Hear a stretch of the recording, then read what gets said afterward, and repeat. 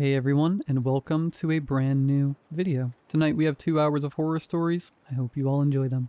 If you do, please be sure to drop a like rating. Subscribing if you are new is also very much appreciated, as I post content just like this, roughly every 5 days. Also, this is episode 50 of the No Mid-Roll Ads videos.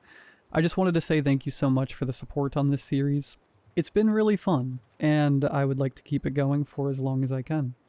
But yeah, sit back, do whatever it is that you do to relax, enjoy the 2 hours of horror stories with no mid-roll ads, except for the ad break after this intro. There will not be any more ad breaks after that one. And as always, I hope you all have a great night. I took the job after 6 whole months of gainful unemployment. The job hunt was brutal. It's not that I'm unqualified. God, no. I have my bachelor's in communications. I had good grades in school. The problem was my employment history. I could never hold something steady for longer than a year, maybe 2. In the worst cases, I'd get dropped after 3 months. Nothing ever stuck with me. I thought I had my lane out of college, but it just didn't work out. And from there, I've spiraled. Another issue is that most of the postings feel like they exist purely for analytics.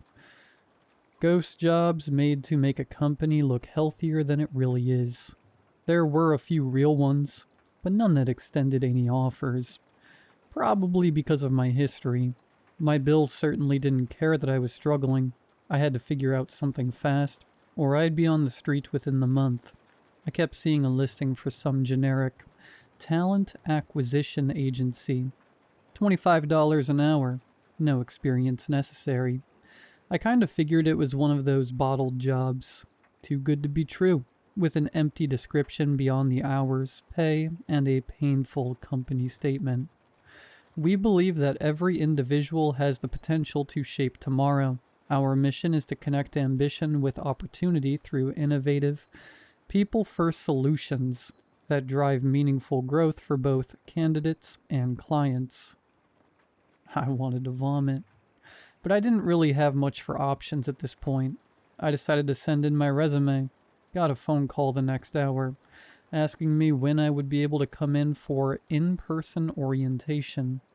I was floored. I had never heard of this company before, and yet they have a warehouse in my city. Sure enough, I pull up to the address, and yeah, it's true. A big white warehouse with TAA branded on the side. I guess it was nondescript enough for me to have not noticed it all these years. But I grew up here. I think I would have noticed this place by now. Orientation took place in a windowless conference room. Before they let us inside, a curvy woman with a bob cut, Miss Roll, handed each of us a doll mask.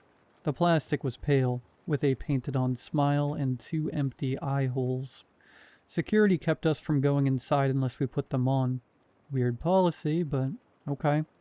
I was in it for the long haul now. I put on the mask and took a seat on one of the 100 folding chairs, set in front of a projector. A video begins to play. The company's CEO, Mr. Rock, walks on screen in a lumpy suit. He asked if everyone was ready to get started, all 3 of us, and launched into a vaguely enthusiastic speech about the company values. Everything in that tangent sounded like it was written by a language model halfway through its morning coffee. Remember, our product is first in class. No other substitution will do. Remember, we don't believe customers can make mistakes. Remember, think different. Shape the future. I sat through what felt like 2 hours of it. My eyes started to roll back. The mask itched where it pressed on my cheeks. Miss Roll smacked my leg with a fly swatter. I woke right the hell up. Mr. Parker, please follow me. She started walking through a pair of iron doors. Time for a tour, I suppose. We walked through a warehouse first. Massive, but mostly empty. Conveyor belts carried different shaped cardboard boxes from one end of the room to another. I never saw anyone actually packing them. The only person working the floor was a short, portly fellow in a red hard hat. still wasn't clear on exactly what our product was, but I think I must have missed that part in our orientation. I was too embarrassed to ask. We reached the call center next. This is where I was going to be working, according to Miss Roll. She set me down in a boring cubicle with a single computer, a notepad, some mechanical pencils, and a phone. The computer had solitaire and a basic text editor. The phone had 2 buttons, transfer and hold. Miss Roll told me I'd get the hang of it in no time. She disappeared in the sea of cubicles shortly after. I sat for maybe 20 minutes trying to figure out something to do to look productive. After that, I gave up and started playing solitaire. Maybe 30 seconds passed before I got a call. Hello? Hi there, I said. Is this acquisitions? I looked around the room, no point of reference for me to use. I believe so. Thank God. I was hoping I could talk to someone about landing a job. I cleared my throat. Could you hold for 1 second? The man on the other end grunted. I hit hold and looked for Miss Roll. Nowhere in sight. Sweat started soaking beneath the mask. I got back on the line. Sir, are you still there? Pretty sure I am. Okay, thank you. Listen, I'm pretty new here. I'm going to be honest, I'm not entirely sure how to help you. My boss isn't around, and... This is acquisitions, right? Yes. Okay. Then I'd like to inquire about a job. The shift in his voice was very jarring, to say the least. I had to do a double take. I'm not sure how to help with that. I haven't been... Who do you think you are? I couldn't get a single word out. I'll find you, do you hear me? I'll kill your whole... I hung up, hands trembling. Miss Roll was standing right behind me with her arms crossed. I couldn't see her face, but her neck was redder than before. I could only assume that meant the same for her expression. What was that? She asked. I don't know. I have no idea. I wasn't... Do you see your phone? Yes. Do you see the 2 big buttons on it? Yes. If you don't know how to help a customer, just hit the transfer button. We covered it in your training. What? Training? The videos? I was more of a hands-on guy myself. Even if I wasn't, how did she expect me to memorize 2 hours worth of drivel? I didn't say anything. She was already walking away. You seem tense, Mr. Parker. Take a 5-minute water break. Sure, yeah, that might help. I got up and headed to the cooler. I found another guy there, dressed in, more or less, the same outfit as me.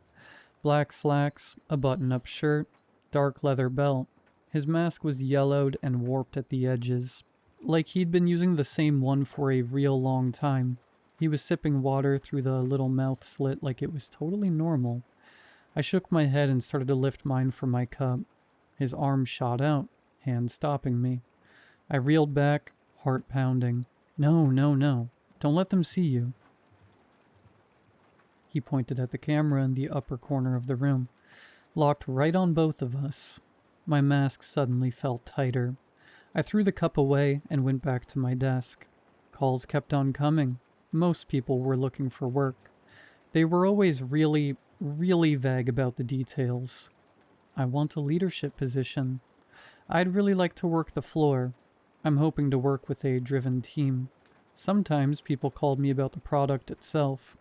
I tried to glean any details I could during those conversations. Never learned much, though. Hi, is this acquisitions? This is. I wanted to make a return.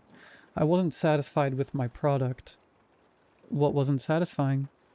Well, it just wasn't as exciting as I'd hoped. Okay, can you elaborate on that? I don't know. It just wasn't very exciting. Can I return it? Hold for 1 second. I sighed and hit the transfer button. The call is sucked down the line. I got better at the job the way you'd get better at any empty ritual. I tried to challenge myself to keep a conversation going for as long as I could before it collapsed and I couldn't help them anymore. BSing got me a long way. My personal record was 5 minutes and 14 seconds. Sometimes people just wanted advice. One guy even read me the first page of his screenplay, did the voices and everything. Most calls were just about product and job placement though, nothing worth writing home about. And yet it was quickly becoming my entire life. 6 months passed like that.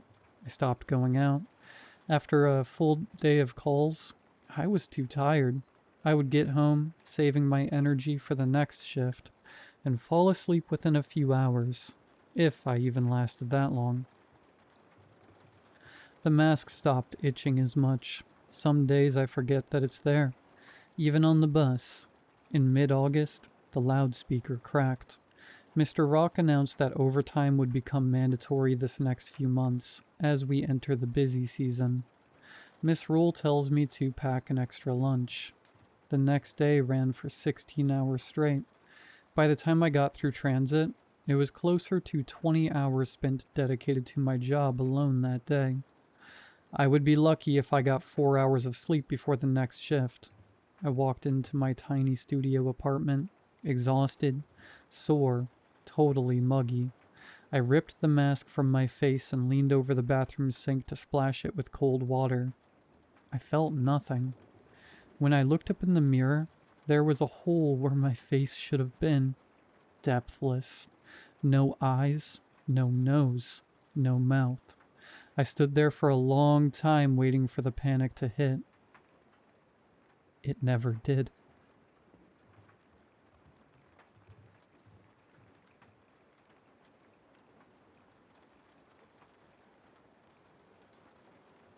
It all started 7 years ago. I don't know if anyone here has a friend like mine, someone with a nearly pathological obsession with water. He was exceptionally fond of drinking it. When Avery first introduced me to his passion, we had known each other for less than a month. I remember it was summer.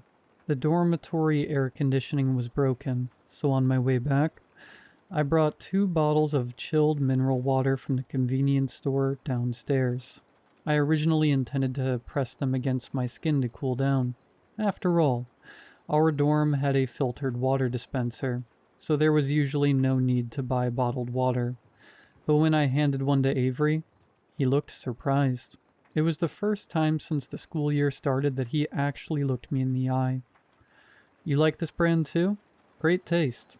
A wise choice." I froze for a moment. "What?" He didn't elaborate. He silently unscrewed his bottle, took a small sip, and closed his eyes in enjoyment. A bit hard on the palate, but the lingering sweetness comes through quickly. The calcium content is a bit high, though this year's new batch is gentler than last year's. At the time, I thought he probably had some kind of psychological condition, like high-functioning autism. Only later did I learn that he was a water sommelier, and the most eccentric person I would ever meet in my life. After we got closer, I discovered that Avery was actually a minor celebrity in niche online communities and forums for liquid enthusiasts. Most people might think water tasting is just a piece of pretentious, pseudo-scientific upper-middle-class nonsense. But not to him. Avery possessed a nearly miraculous sensitivity in his taste buds. He could accurately distinguish the subtlest differences among dozens of commercial mineral waters. At least, he firmly believed he could. Regardless, his quirk didn't affect me. It was just drinking water, far better than the heavy drinkers in the next dorm over. On the surface, it seemed like a perfectly healthy hobby, and we got along very well through our 4 years of college. Besides, I have to admit the guy was brilliant. He was the only chemical engineering major in our year to graduate with a perfect GPA, and right after graduation, he was hired as a chemical analyst at a major firm with a remarkably generous salary. By then, we still maintained a comfortable, somewhat distant friendship, though perhaps mostly because I was his only friend. I was just glad Avery hadn't turned into some hermit living in a basement. We still met up occasionally. Every time, Avery would talk endlessly about the waters he had recently sampled, while I nodded along and enjoyed expensive top-shelf whiskeys I could never normally afford. Courtesy of Avery, of course. Until one day, Avery suddenly sent me a message. "Do you know about tasteless water?" Before I could even type a reply, Avery forwarded a post. It came from that same liquid enthusiast forum I had seen on his phone before. By the time I clicked in, there were already over 200 replies. The original poster claimed that many years ago, he had drank a bottle of water with an exquisite taste. He vaguely remembered the brand name being tasteless.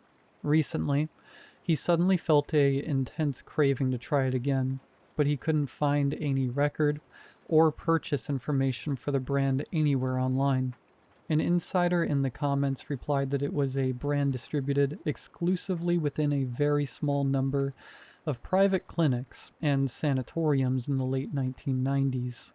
Its manufacturer existed for only 3 years before declaring bankruptcy, and by now, all production lines and records had been destroyed.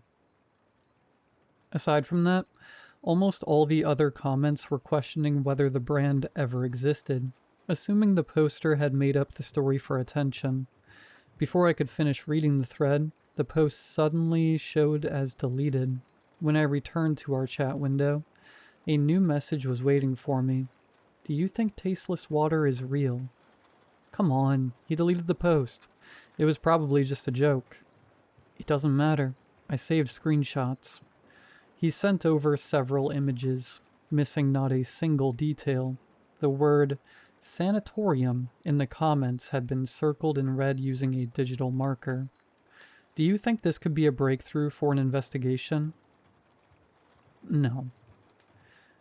I just looked up several closed private sanitariums. They all claim to use some kind of natural therapy. Makes you curious, doesn't it? Avery, don't do this. Don't worry, nothing's going to go wrong. I'm just going to take a look.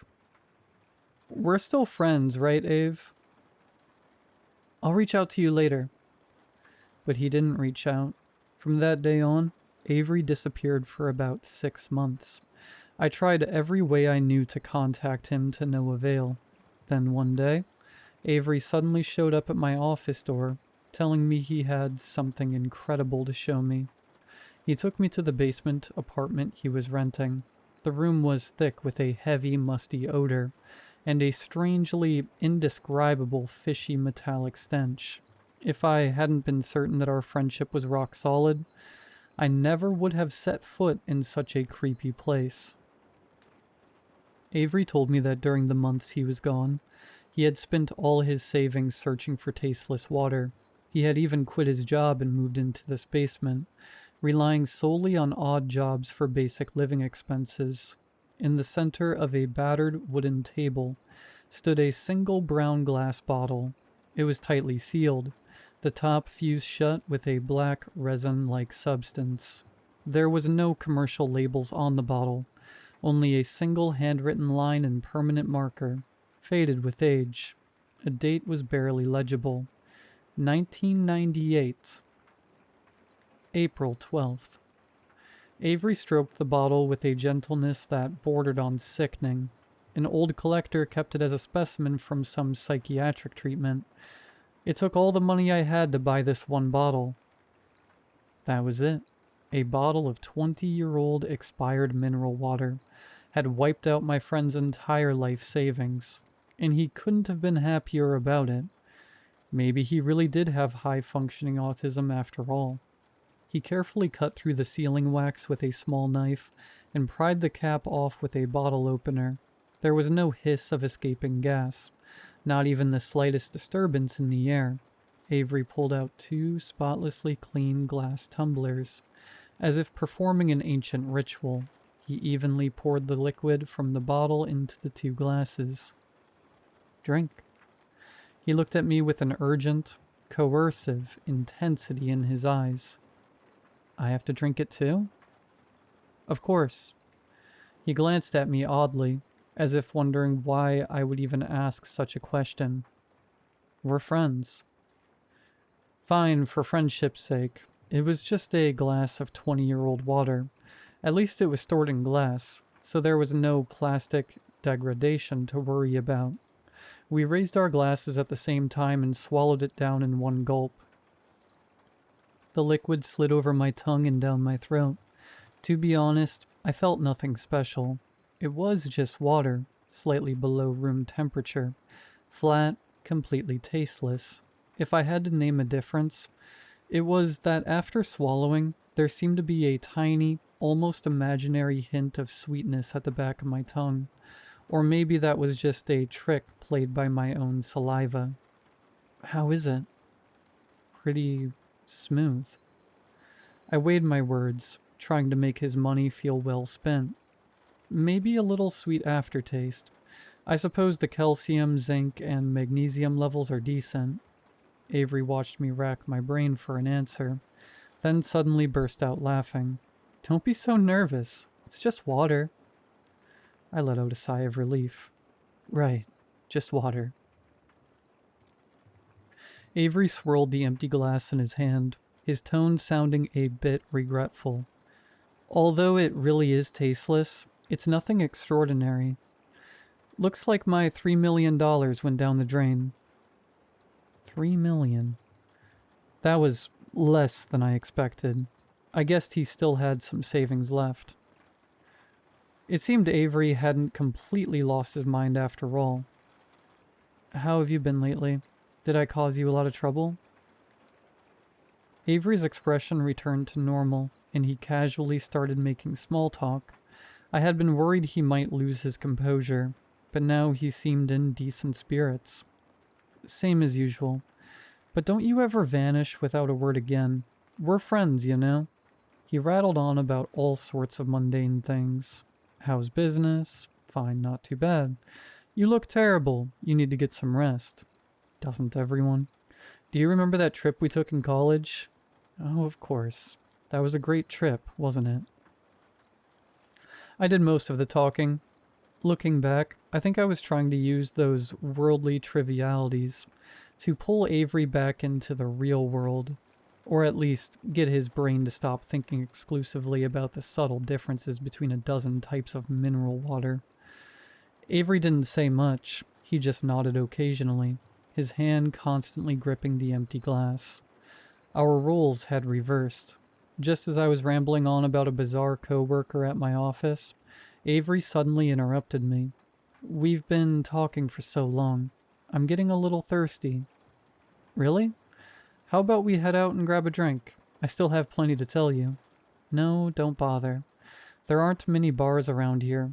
It's a long walk. I mean, you can keep talking. I'll just manage. His eyes wandered. His head slightly bowed. Following his gaze, I looked down at the empty glass in my hand. There was still about a third of the liquid remaining, at the bottom. I just need to drink a little more of that. I'm really, really thirsty. In that split second, I saw a primal, animalistic greed in Avery's eyes. He was a guy with a mild, germaphobe streak, usually.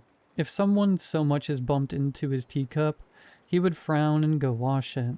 But right now, he was staring intently at the residue in my glass. Residue that might well contain my spit.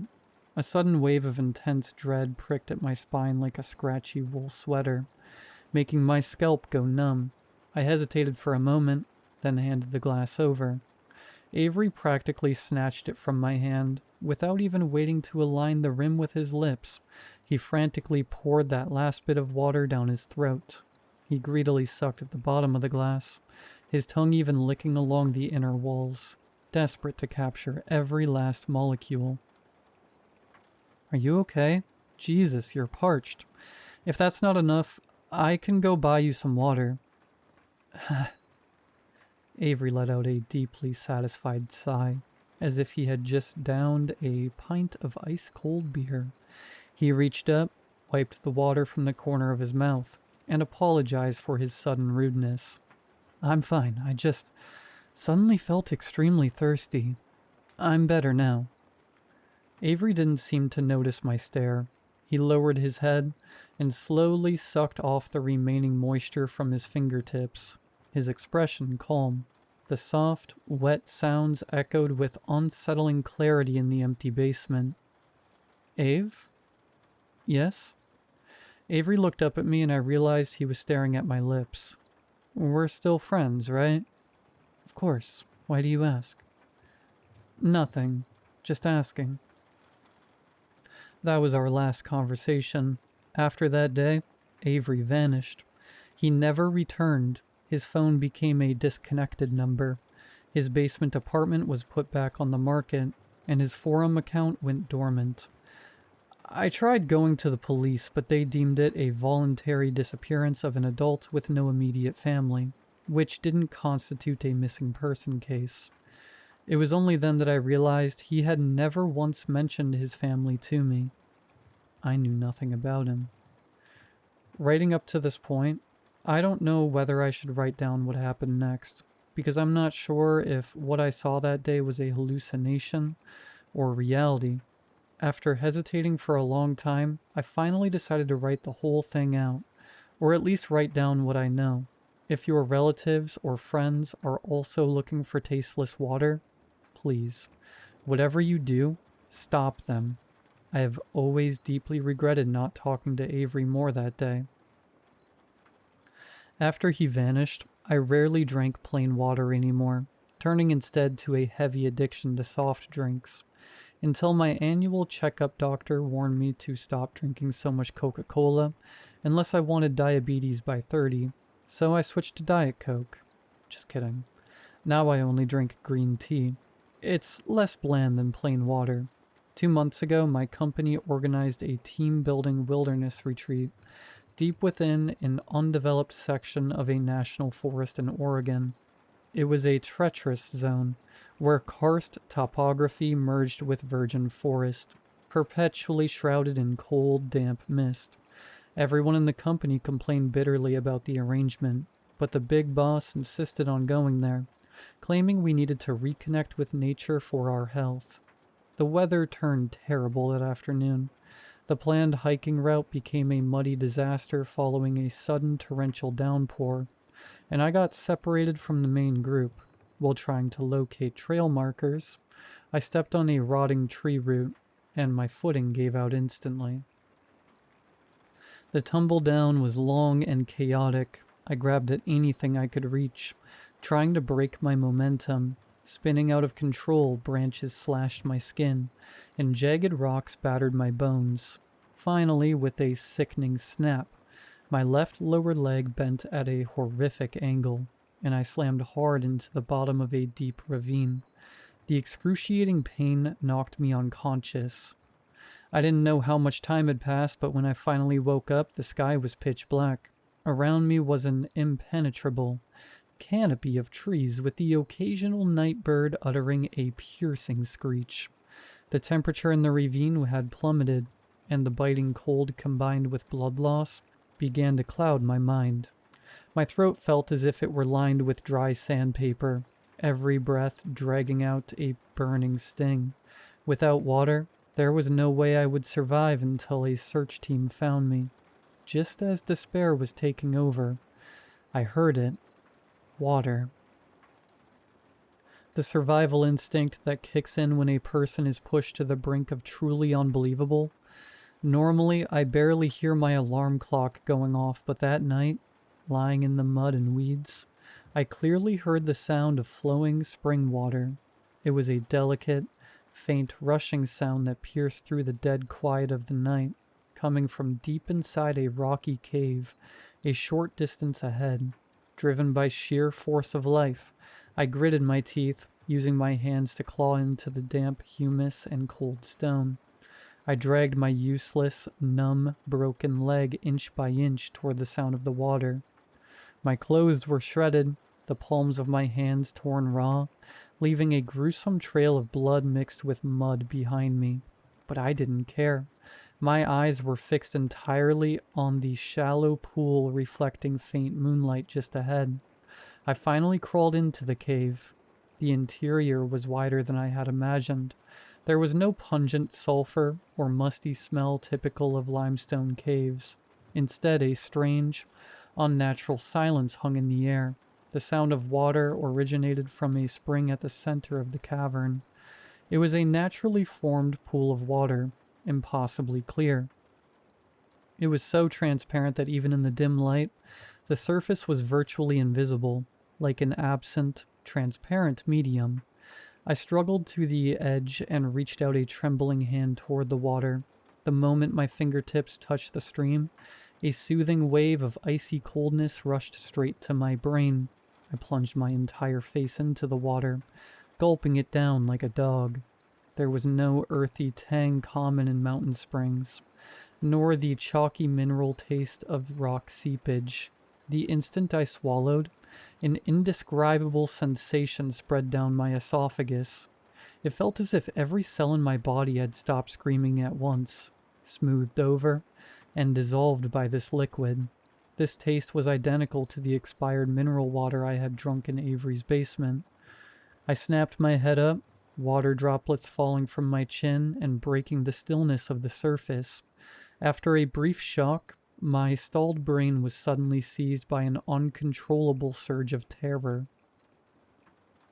If this was the water source Avery had been searching for, then where was Avery? Enduring the agonizing pain, I leaned over the edge of the pool. Beneath the thin silver of moonlight, filtering through a crack in the cave ceiling, I squinted, trying to peer into the bottom of the pool. It wasn't deep, about 2 or 3 meters, because the water was so unnaturally clear. Everything at the bottom was fully exposed to view. I saw the thing I had subconsciously ignored moments before. Resting quietly on the bed of fine white sand at the bottom of the pool lay a man. It was Avery. He was fully clothed, his exposed skin showing an unnatural translucent white, almost like jade. His hair floated gently with the current, like a patch of black moss growing on the pool floor. 3 years had passed, yet his body showed not the slightest sign of decay. No swelling, no discoloration. Even the texture of his skin remained clearly visible. He just lay there at the bottom of the water, a sweet smile resting on his lips. He had been watching me from under the water all along. I saw his lips part and close gently, though no sound reached my ears. I read the shape of his mouth. Drink. I watched my own head lower toward the water again, completely out of my control, and caught the increasingly tender smile of Avery's face at the bottom of the pool. The only sound left in my ears was the gentle surging of the spring. It was the sound of the water breathing. I don't remember much of what happened after that. I was rescued by a search team, and when I woke up, I was lying in a bed at a local emergency hospital. My left leg was saved, but the doctors said my blood work was bizarre. The concentration of electrolytes and all minerals in my body was at a critically low level, far below what should be compatible with life. I asked the search team members if any of them had seen that pool of water, but they said I was found unconscious directly below where I had fallen, in an open clearing. That was the only reason they located me so quickly. One of the rescuers told me it was completely normal to experience vivid hallucinations under those circumstances. Today, my body has fully recovered. I am as strong as ever. Better, in fact, than I ever have been. I'm full of energy and can run 2 hours straight without stopping. I might set out again soon. Yesterday, I found a small bottle filled with spring water in the side pocket of my backpack. I can taste its flavor. I have no memory of ever filling it, but it means that pool was no hallucination. Avery is still down there, beneath the surface. I have to go bring him back, because we're friends.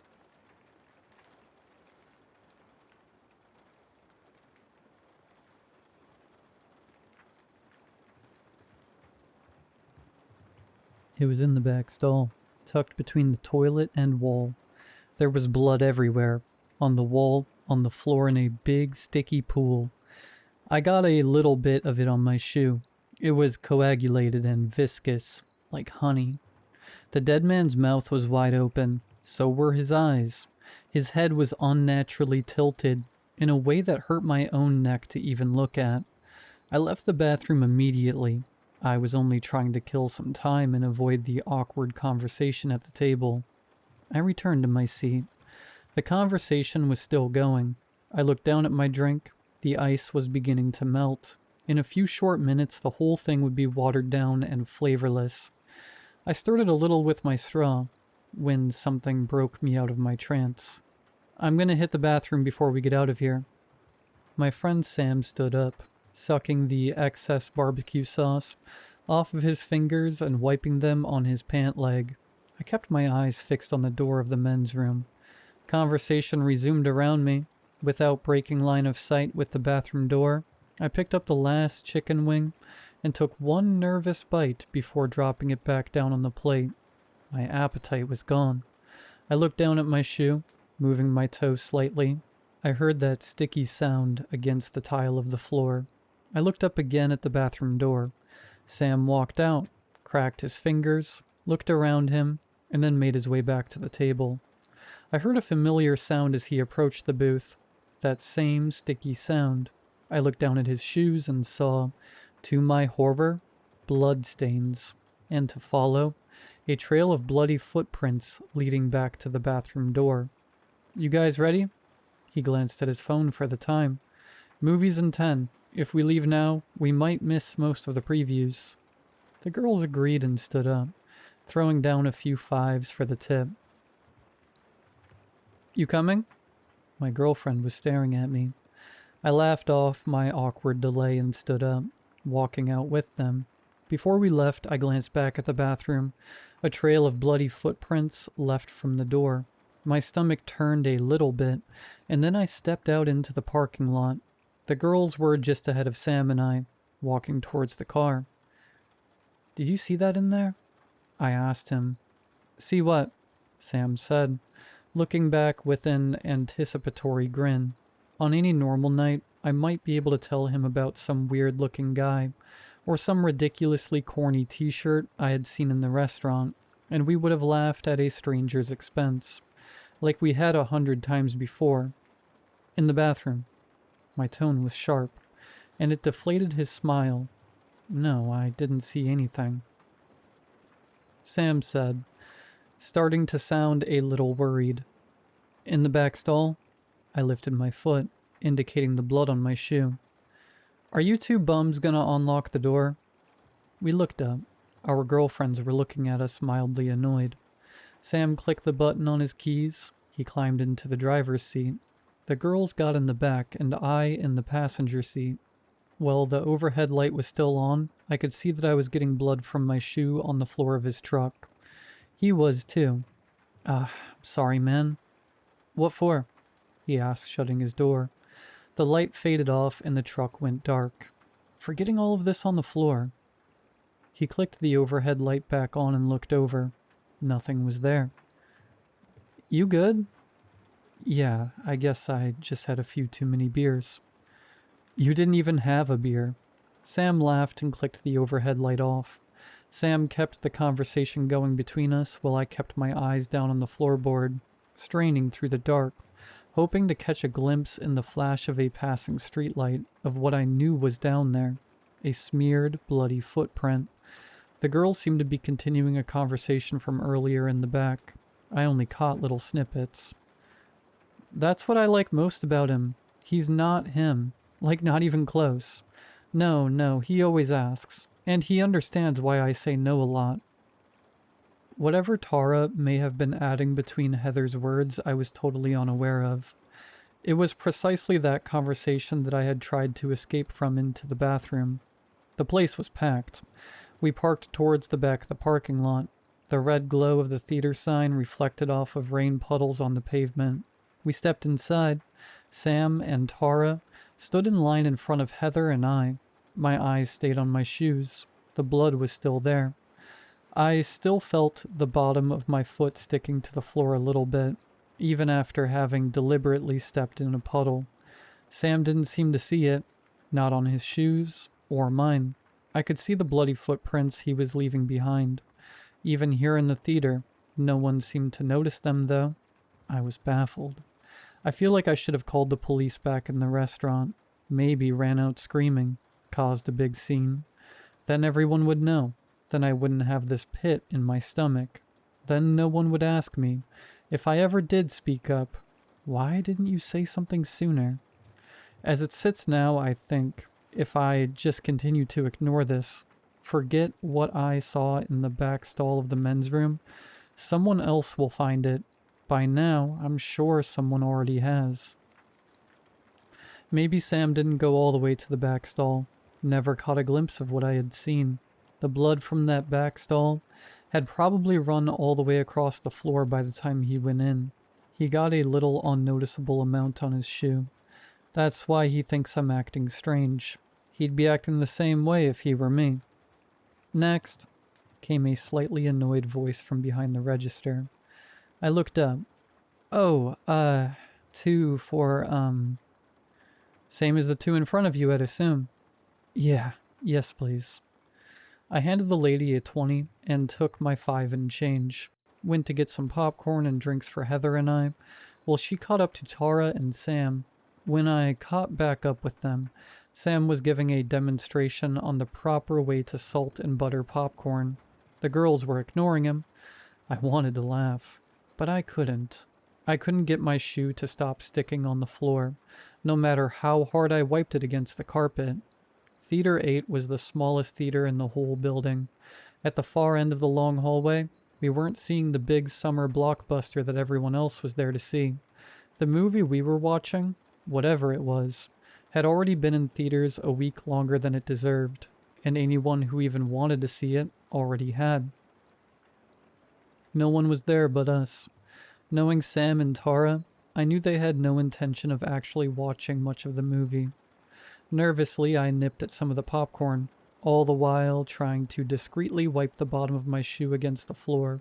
No matter how hard I tried, the sticky, now almost gum-like blood would not come off.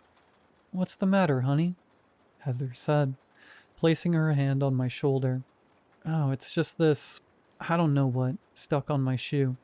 It's driving me up a wall," I whispered. "Well, go to the bathroom and try to wipe it off then," she said. I stood, sliding past Sam and Tara, already making out.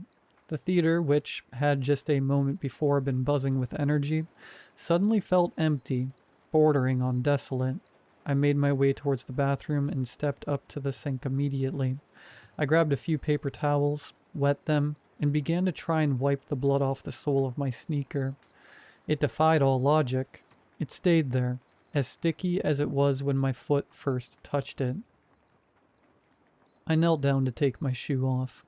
In doing so, I happened to glance under the stalls.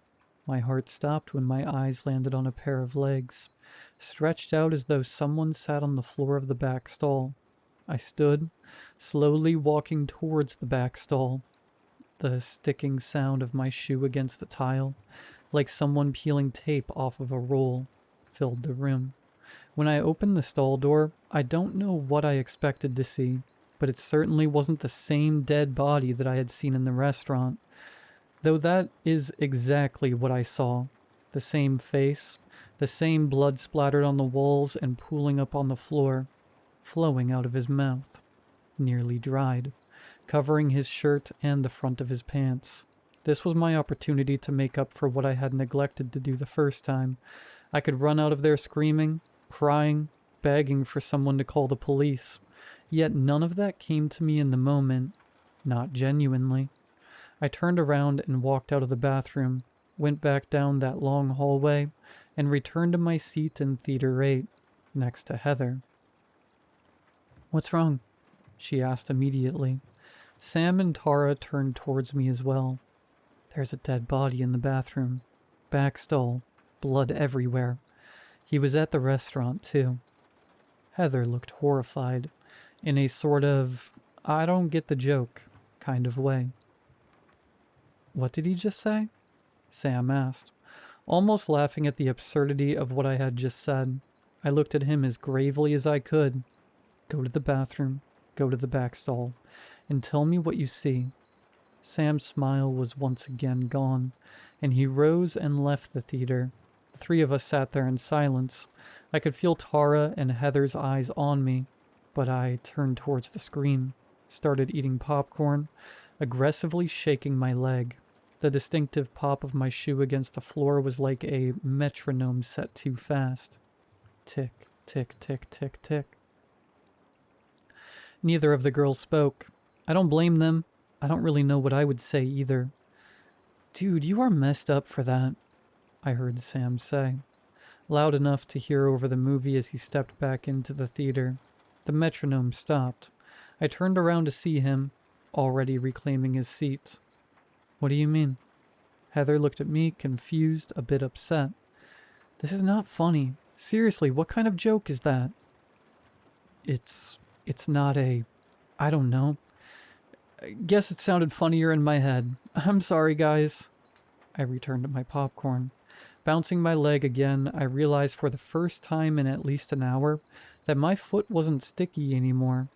I didn't know what to take from that, other than relief. Like a bad dream was over.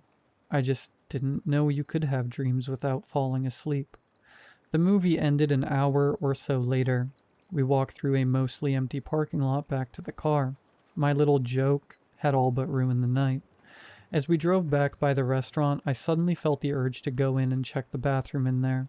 One more time, just to confirm that it was all some kind of delusion.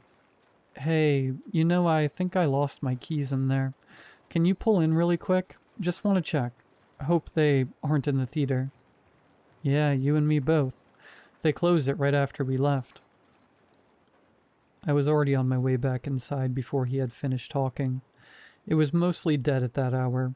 A few patrons at the bar looked like they'd been there all night. I stepped inside the restroom, went straight to the back stall. Nothing was there. No blood, no police tape, no body, nothing. I took in a deep breath as true relief washed over me for the first time in hours.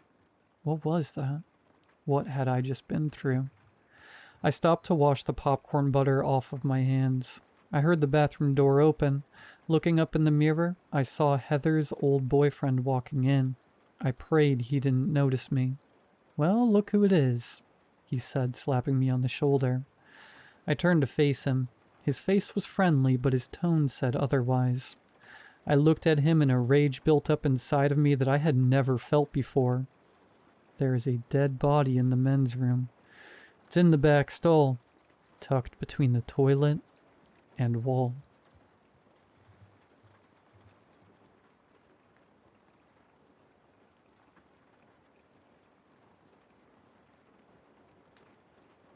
Before I got into doll maintenance, I was a medical student. It was hard work, sure. Lots of sleepless nights and the kind of headaches that come from cramming way too much into the brain in way too short a time. But the reason I dropped out was that I couldn't stand the stress of being responsible for someone's life and death.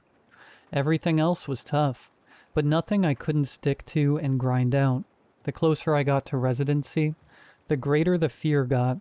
Missing key details, making fatal errors.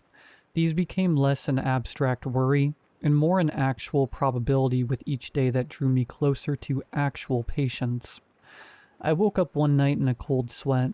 In a nightmare, I had caused the death of a child messing up in surgery.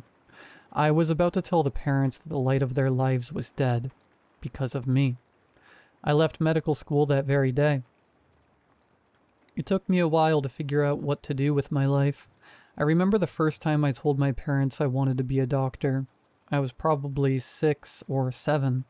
I had said it on a whim, but I'll always remember the way my parents' eyes lit up, the pride that flashed upon their faces, the way they praised my ambition and told me it was a noble, wonderful goal. I hadn't wanted anything else since then.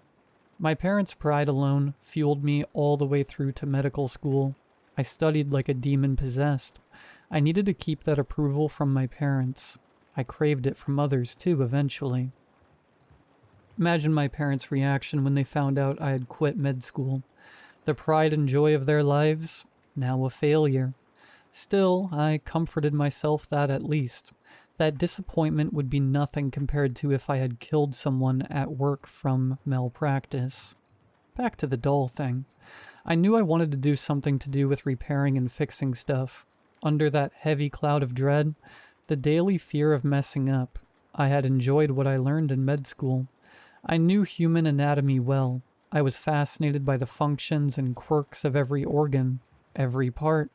I loved looking at the details given to me, the symptoms, their locations, context, timings, etc., and putting it all together to identify a cause, to know what went wrong, why, and then be able to know just the thing to do to fix it, to pay the rent. I found an odd job working for an antique store right by my apartment. I couldn't afford to miss rent and be kicked out. I couldn't go home, couldn't face my parents' terrible mix of disappointment, anger, disdain, and worry. The boss was nice enough. He taught me how to fix up and prettify the antiques that arrived at the store. Broken pocket watches, intricate old chests, ancient carved chairs. I would take whatever it was, look at the parts, identify what was off, and figure out how to fix it, then make it look good again. I worked on my first doll about 2 months into the job. The boss had told me that dolls were special, that customers viewed them differently. A scratch on an old watch could be overlooked, or seen as a symbol of its age and story. A scratch on a doll, however, would make many customers uncomfortable, upset. A spinning toy that didn't balance quite well was acceptable, maybe even interesting because of it, but a doll that blinked each eye at different speeds, that would be unnerving to many. It was because they were made to resemble humans, was what he said. When people see flaws in dolls, they automatically associate it with flaws in humans, which makes them think of disfigurement, pain, suffering, illnesses, and death. And most customers didn't like that. The boss trusted me by then. He said I had a steady hand, a way of dealing with delicate parts with gentle precision. So he taught me how to fix the doll, how to resew the clothes, refit the shoes, trim the hair, and fix the clockwork. I fell in love with the work right from that first doll, with her beautiful ebony eyes and the lifelike curve of a smile.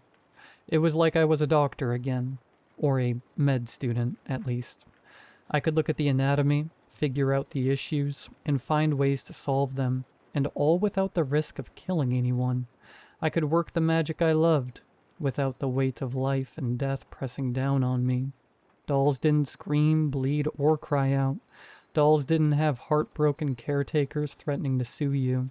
It took me another 1.5 years of working with the antiques store owner before I developed enough skill and reputation to start my own business. My old boss was generous about it. He didn't mind. I was specializing in doll maintenance after all.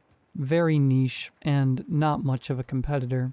He even sent me business now and again when he had too much to fix, and dolls that he found too time-consuming and complicated to deal with. My business did okay. You'd be surprised how many people are into dolls. About a year in, I even had enough funds to hire an assistant. Let's call her Millie. Millie was young, eager, and honestly, pretty talented in the craft. She took over much of the simpler but tedious work, including customer service and logistical stuff at the store, so I didn't even have to be at the store on some days. One of my best customers was a middle-aged gentleman. Let's call him Hugh. Hugh came to my store once, took a tour of my handiwork, and requested that I pay him house calls. He had a collection of dolls he needed maintained, and he was loath to move them for fear of causing damage. He was willing to pay generously to make up for the trip down and back. I agreed, naturally. My first visit to Hugh's home was full of surprises. Given his generous remuneration, I had half expected to turn up at a large, fancy mansion. Instead, I found myself right at the edge of what many would have called the dodgy part of town. He stayed in a compact, rather shabby place. I mean, it was still a sight better looking than the tiny apartment I still rented. At least he had a yard, overgrown though it might be. I had expected the dolls to be in display cases or in their own room, but they were everywhere. From the moment I entered the house, I came face to face with one on the shoe shelf. I turned and there were 5 seated around a round wooden table, in their own chairs. I looked up and there were 7 on a shelf, leaning haphazardly against one another. They were in every part of the house. 3 in his bed, 8 on the bedside ledge, a few in the toilet, several on the couch. I didn't know how Hugh could possibly have space for himself in that house. Still, that wasn't my problem. It wasn't my place to judge. I got started with the first 3 dolls that day, taking 6 hours to fix them all up and make them look pretty again. I had to cut their hair, which, being made of yarn, had grown longer with the moisture. I also had to patch up their dresses, steam them, rewear them. I readjusted some awkwardly turned out limbs, and changed out the mirrors in 2 of the dolls' eyes. Did you know that mirrors are often used in dolls' eyes to provide the sparkle of life? Certain configurations can make them look truly ethereal. I went back to his place 7 more times in the first 2 weeks to fix up every doll there. Afterwards, I visited once a month for general maintenance of his dolls. Hugh was happy with my work and often tipped me handsomely. He came into the store only occasionally, mostly to buy doll outfits and accessories, something we had expanded to include in the store. He took to Millie quickly. He smiled brighter when she spoke to him. He trusted Millie's taste in these things, and often left with more than what he had intended to buy, when it was Millie who showed him the new products. Hugh truly did have the most fascinating dolls. He didn't just have the pretty vintage porcelain ones, though those formed the majority of his collection. He had a dozen modern, limited edition high-fashion dolls. He also had several strangely beautiful dolls that weren't fully humanoid. One of them, for example, looked like a twisted stick, but with a face carved on where the stick naturally flattened into an oval shape. The limbs were oddly jointed, little sticks with odd angles. It was all tied together with rough twine. Another was a clay sculpture that looked like a tiny person got caught in a rock face and was trying to push their way out of it. The eyes, nose, and mouth were more suggestions than precise. My favorites were still the porcelain dolls, of course. They were created with so much love and care. You could tell the character of each of them from what they wore, how they smiled, the way they batted their eyes.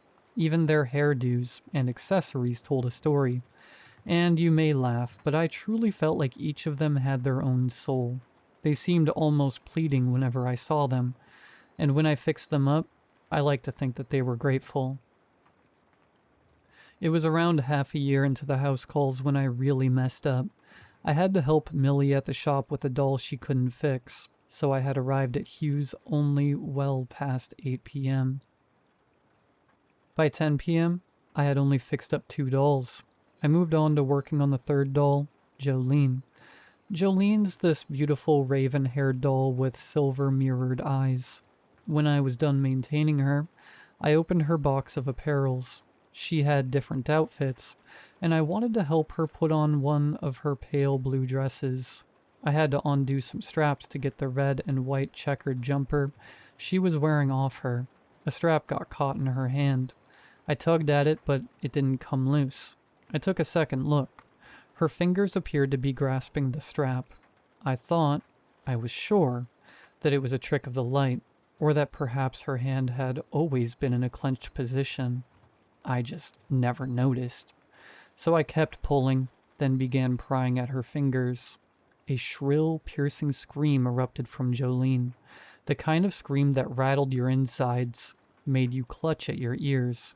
Shocked, I let go of her. Jolene fell. I stared at her falling, feeling time slow down. I reached out to grab her. I swear her eyes turned to look straight at me, with anger, with hatred, with fear.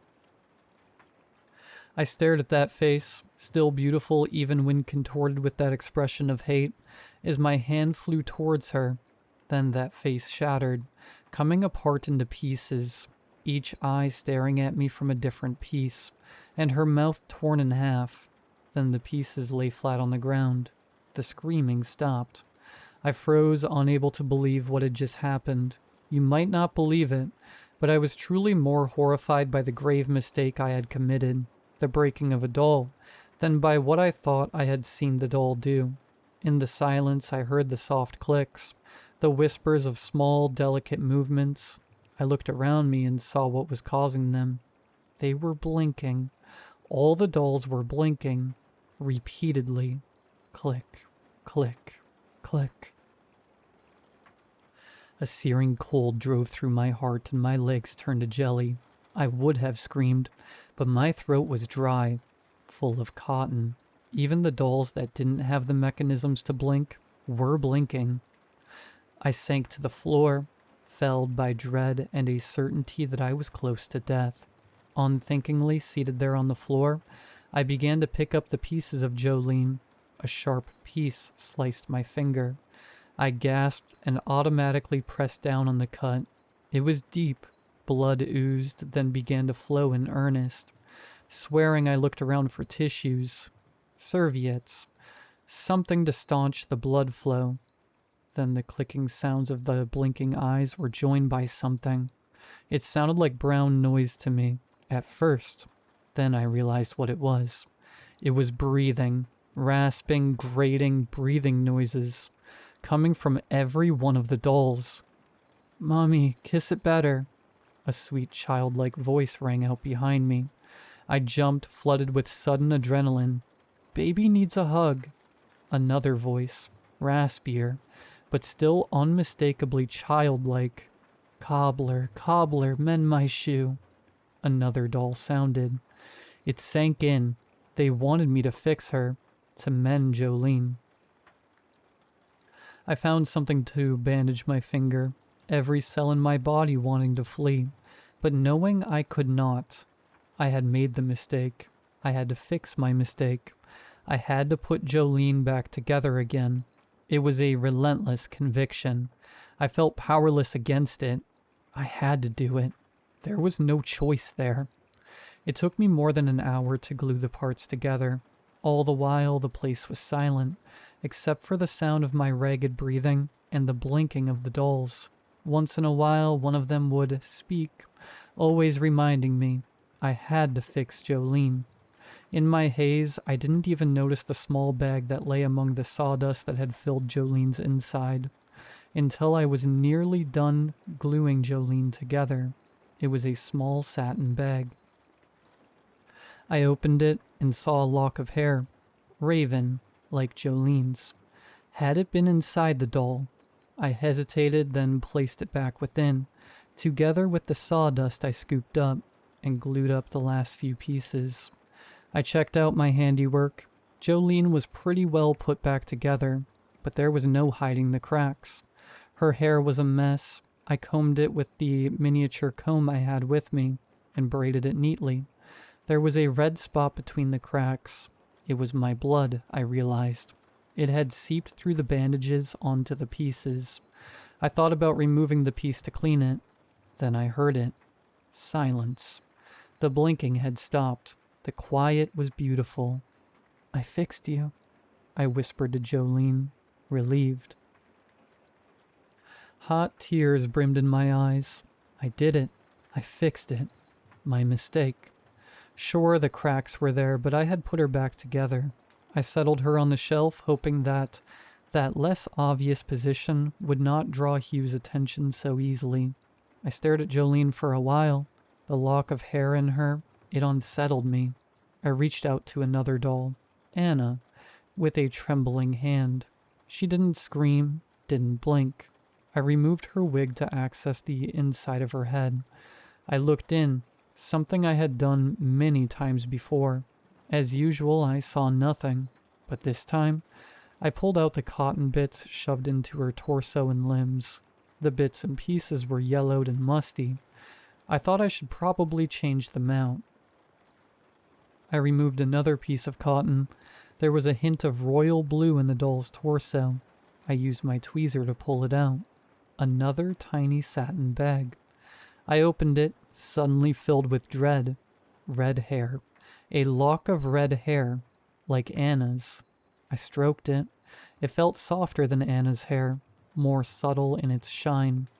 A key in the lock. Stricken with panic, I stuffed the bag and cotton back into Anna, replaced the wig. Hugh struggled with the keys a little, which gave me the precious extra seconds I needed. By the time he came into the living room, Anna was seated back on the shelf, hiding Jolene's face behind her. Hugh thanked me for my hard work. He seemed surprised I was still there. I left as quickly as I could without being too obviously abrupt. All that night and the next day, I waited for Hugh to call, for him to scream, to yell about Jolene's broken pieces. But he didn't reach out, not the next day, nor the next week. I kept thinking about the locks of hair in those satin bags. They were real human hair. I was sure of it. Nothing like the synthetic plastic or yarn hair of the dolls. Was Hugh a pervert or a serial killer? Did I have to report him? But what proof did I have? A few locks of hair? I ended up doing nothing. A few weeks later, I went back to maintain the dolls. Jolene was whole again, not the glued-together way I had left her. She was whole, perfect, like she had never been broken. I reached in, dug through the sawdust. The lock of hair was still there. I put her back down. She blinked. I stepped back, knee buckling. How could she be whole again? Had Hugh found out, bought a replica? Was he waiting for me to confess? I sat down, feeling sick. Then I saw her. A new doll. The first new one in 7 months. There was a note next to her. It was how Hugh had labeled the names of the other dolls for me on the first visit. I picked up the note. Millie.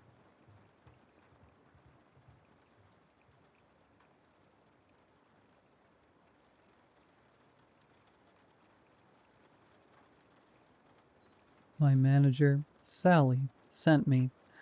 I've recently been promoted to the head of department at my firm, and HR decided I needed updated emergency response certifications. I didn't want to go. I hated the idea of spending a full workday away from emails, but it was made clear that missing it wasn't an option. The morning of the course, I got a weird text from an unknown number at 6 a.m. Please note, today's first aid course has changed location. It will now take place at Falcon House, 144 Industrial Estate.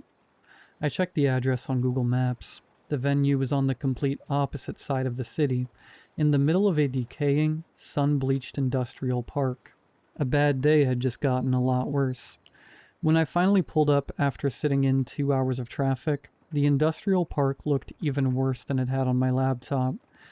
The rusted tenant sign on the entrance was a fading graveyard of failed businesses, peeling away at the very bottom. Like rotting skin was the name. Huffman Health and Safety. I parked next to a row of 5 seemingly abandoned cars. It was only later, after everything happened, that I realized every single one had its registration plates stripped off. I walked into the reception area. A tiny, lonely bell chimed overhead. It was quiet except for the violent, low hum of flickering fluorescent lights.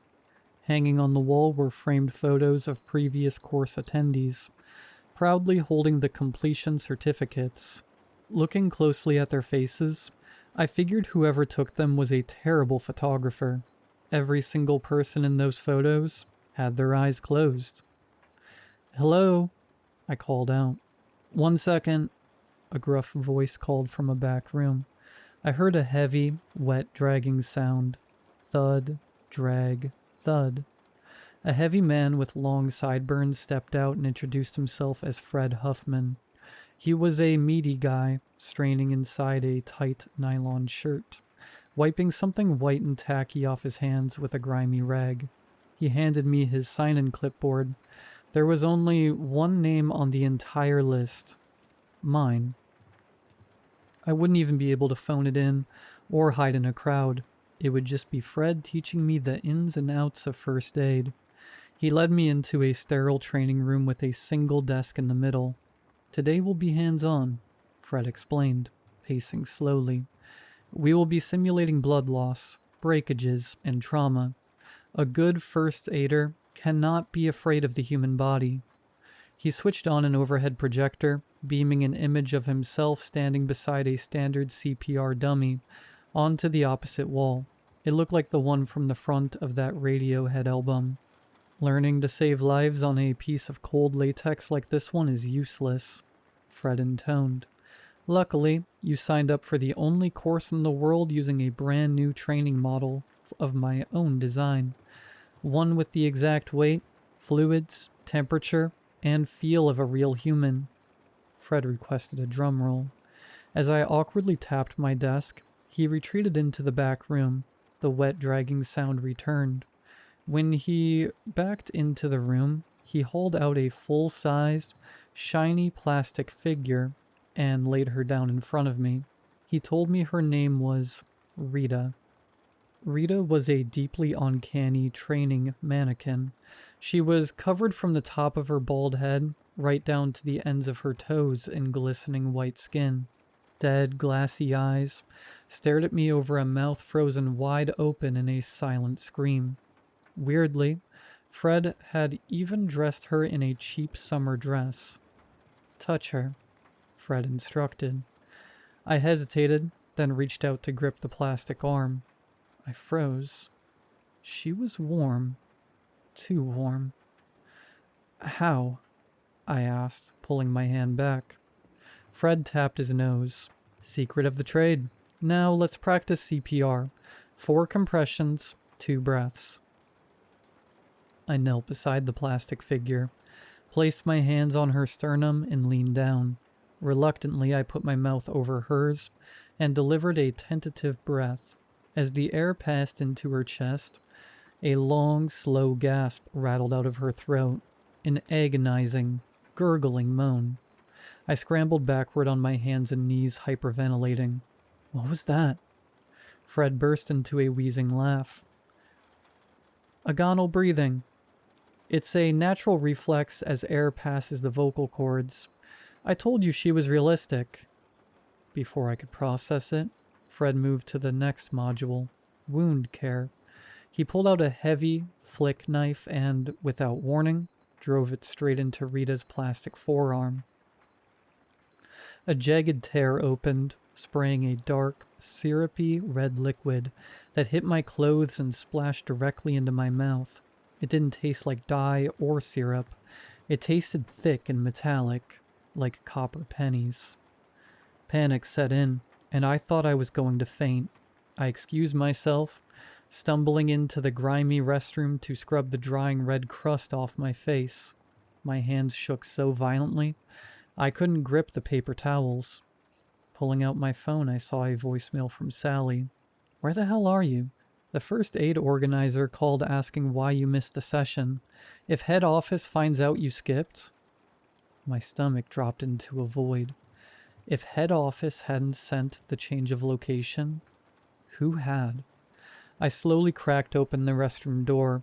Across the hall, Fred stood over Rita, gently stroking her synthetic cheek and adjusting her dress while whispering, "Very pretty." I stepped into the hallway trying to act calm. Fred, I just remembered I have an urgent meeting. Sorry, but I have to leave. Fred turned slowly, the light behind his eyes completely flat. That's a shame. We haven't even gotten to my favorite part of the course. Breakages. Without looking back, Fred grabbed Rita's plastic forearm in both hands and snapped it over his knee with a horrific crack. The synthetic skin ripped open and splintered. Real human bone punched through the white plastic, dripping with fresh marrow and blood. I ran as fast as I could. I sprinted down the corridor toward the front exit and threw my weight against the glass doors. Locked. It's still a blur, but I think I grabbed a plastic reception chair and smashed it into the glass until the bottom pane shattered.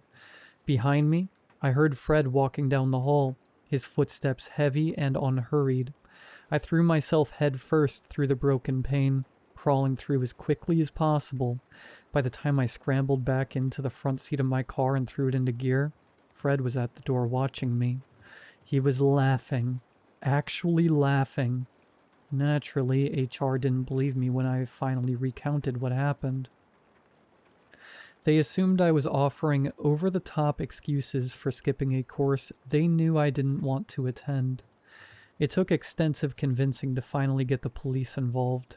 A detective listened and agreed to drive by the industrial estate with me, but there was no sign for Huffman Health and Safety anymore.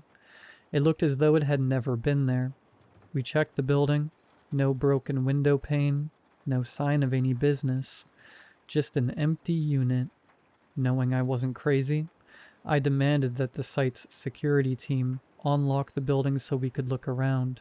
At that point, the detective was likely just humoring me, but he agreed. There was nothing inside. No reception desk. No projector. No Rita. No Fred.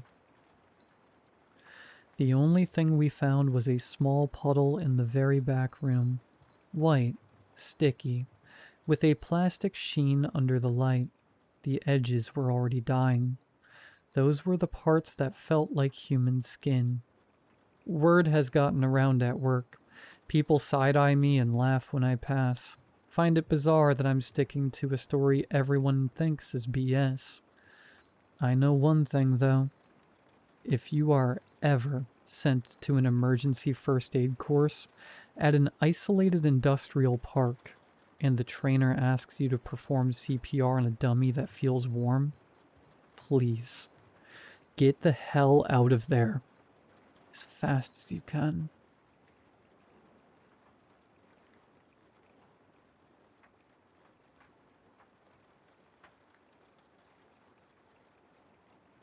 They call it the Ghost Fleet, a collection of downtrodden, rusted, barnacled commercial ships that are anchored and left to rot just where the mouth of the Chesapeake Bay kisses the Atlantic Ocean. I'd always heard the tales of them being haunted, men with slippery fingers sneaking onto the boats, trying to steal old relics of maritime past are met with the woe and weary spirits of that ship's hellish history. I have always fancied myself a burglar and scoffed at notions of damned souls lingering for a laugh. So when I became privy to the spoils left over on some of these old ships and tankers, I gassed up my skiff.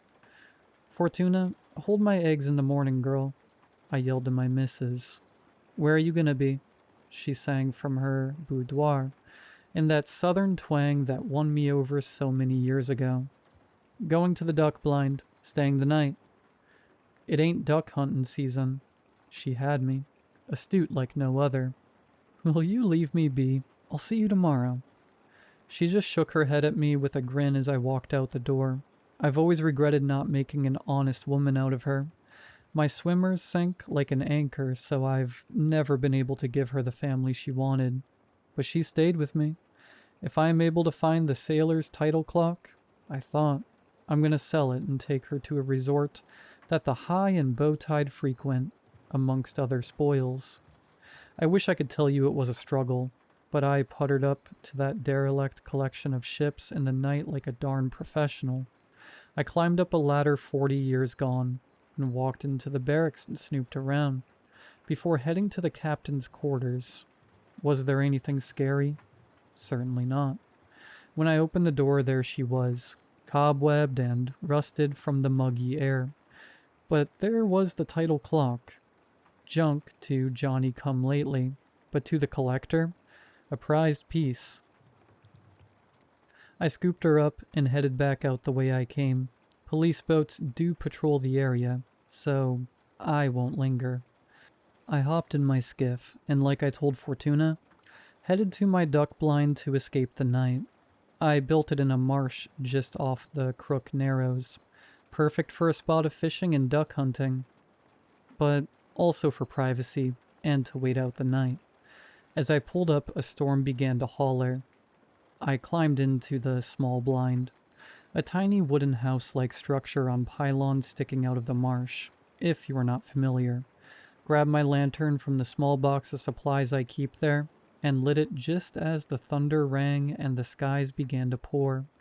I took out the title clock from the black sack I had put it in and marveled at the craftsmanship. Some old sap like myself used this to guide themselves through God what have you decades ago.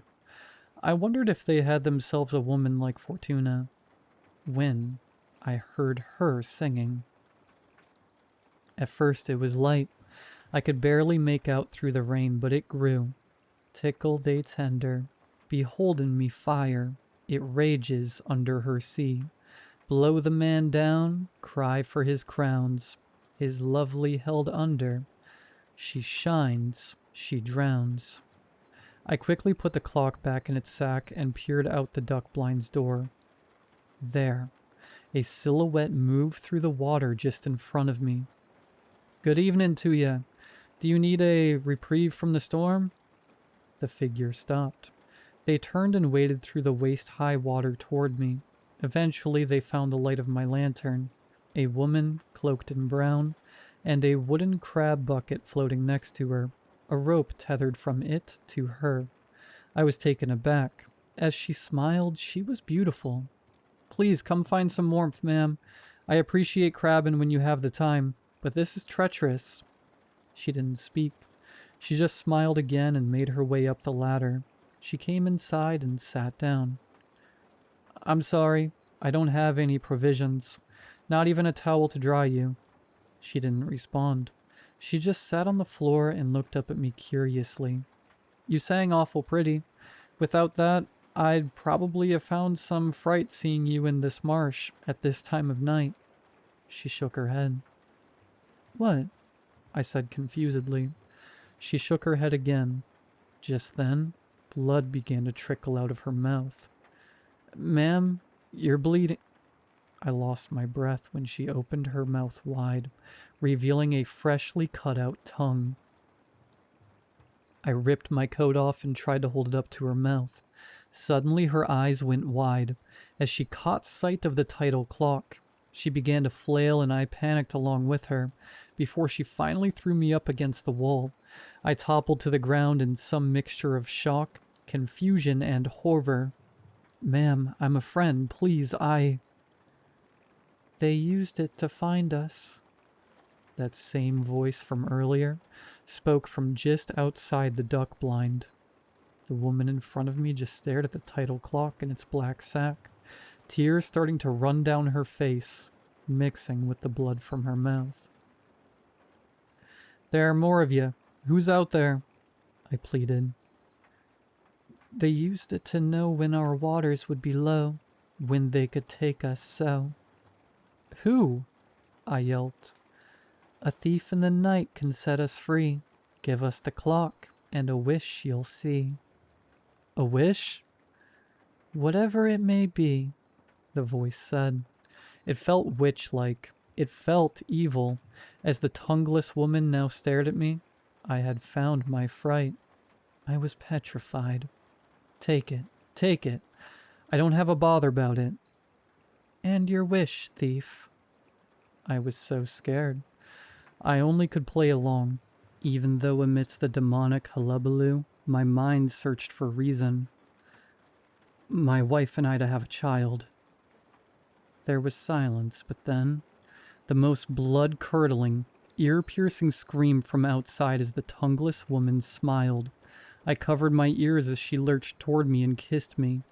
If you had doubts about me before now, would you believe that at that moment I jerked awake? It was morning.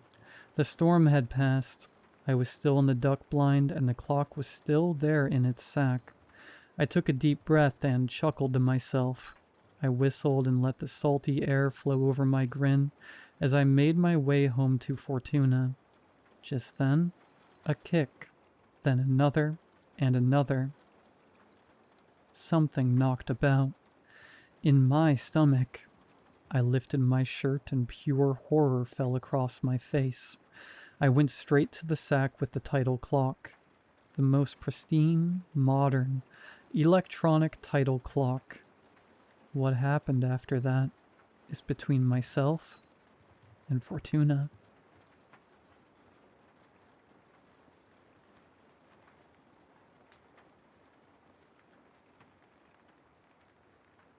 I never really learned why we moved around so much when I was a kid. I always had the feeling Dad was chasing something, or maybe running from something. Unlike Mom's usual excuse of, Daddy got a new, better paying job. Dad would never answer when I would ask why we had to leave again. He would come home from work one evening and loudly announce, "Time to go." And Mom and I would quickly pack up whatever crappy little apartment we happened to be staying in, and we would be on the road later that night. That was my life for 14 years. We were renting a rundown single-wide somewhere in Missouri when one day I came home from school and Dad's pickup was already home. It was almost unheard of for Dad to be home early on a weekday. My concern grew as I approached the house and saw that the truck's driver's side door was standing open, and so was the front door to the house. I remember that walk down the driveway to the house, the absolute silence of the world as my footsteps crunched over the gravel and dirt, the creak of each wooden step up to the small wobbly porch, the feel of the warm breeze that blew through the trailer's open door, carrying with it a coppery smell. I saw Mom first, slumped down against the wall beside the couch. She was pale and wouldn't look at me, no matter how loud I called to her. She just stared straight ahead, shivering. After summoning up as much courage as I could, I stepped into the house and around the corner, and there was Dad. At first, I couldn't understand what I was seeing. I couldn't wrap my head around the fact that was Dad. He was on his back, on top of the dining room table. His head hung backwards off of the edge, at too sharp of an angle. His eyes rolled in their sockets before focusing on me for the briefest of moments. He tried to speak, but all that came out was a wet gurgle as blood poured from his lips and, God, his throat. It was gone. It was like it had been ripped away and flung across the room. Blood coated the walls and ceiling in thick, dripping lines. I don't remember much after that, but they say I ran to a neighbor's house and got them to call 911. Dad was obviously dead when police arrived. They took Mom to the hospital and tried to get her to tell them what she had seen, but the shock was too deep. She wouldn't speak. She was eventually admitted to the psych ward. For years, therapists tried to help her to process and talk about what she had seen. I ended up moving in with my grandparents in El Paso. They had Mom moved to an assisted living home an hour's drive from their house. We visited her often at first, hoping and praying that she would come back to us, but she never did. Occasionally she would whistle, but only ever one tune. Grandpa said the tune sounded familiar, but he could never place it. Eventually the visits became every other week, then once a month. By the time I was 18, I only saw Mom a couple of times a year for special occasions. I spent a lot of my free time in therapy. I had nightmares of my dad's face for years. Still do sometimes. My life with my grandparents was more comfortable than I could have ever imagined. I had good food, a warm bed every night, and I was finally in school long enough to make real, lasting friendships. And I struggled with the guilt that I was happier with my grandparents than I ever was with my parents. Now I'm a relatively happy, stable, and sane 35-year-old history teacher with a wife and a son of my own, despite the trauma I went through as a child. For the past couple weeks, I've been waking up in the middle of the night with my mother's whistle stuck in my head. Grace told me it could be the manifestation of my guilt for not visiting Mom in a while. It made sense. After all, I hadn't gone to visit for the past 2 years. But to be honest, I didn't feel much guilt. Maybe that made me not a great person, but I was pretty sure she didn't even know who I was anymore. But I was off work the next day, so I figured I had no excuse. That morning, I got Sean off to preschool and headed for the Shady Grove care home. I still lived roughly an hour from the home, plenty of time to think on the drive. I realized my hand was shaking as I raised my coffee to my lips, and did my best to clear my mind of the questions that would probably never be answered. I took a steadying breath and turned up the radio. "Hi, Susan," I said as I approached the nurse's desk. The older woman with puffy blonde hair looked up and studied me for a moment before recognition spread a smile on her face. "Jim, hi. Wow, it's been a while." I nodded. "Yeah, well, I've been busy." Clearing my throat, I continued. "How is she?" Susan stood up and came around the desk. You know her. She just sits quietly most of the time. Although some of the night staff say she started whistling more lately. Come on, I'll take you to her." "How long has she been doing that for?" Just the past week or so." We walked down the sterile white walls. The smell of soiled bed sheets, bleach, and stale body odor permeated the air. I hated this place. It felt like death's waiting room. Finally, Susan brought me to a brightly lit reading room with large windows facing a garden outside. There she was, sitting slumped in her wheelchair, her once dark brown hair now turned gray, hung down around her shoulders in tangles. I slowly walked across the room, picking up a white plastic chair on the way. I sat down next to her and looked her over. "Hey, Mom," I said, touching her arm. She didn't look at me. She never did. Her vacant eyes stayed fixed forward, lost in a moment years ago.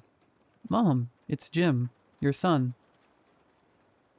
Still nothing. I don't know why I always come here expecting anything else. I nodded. "It's okay, Mom.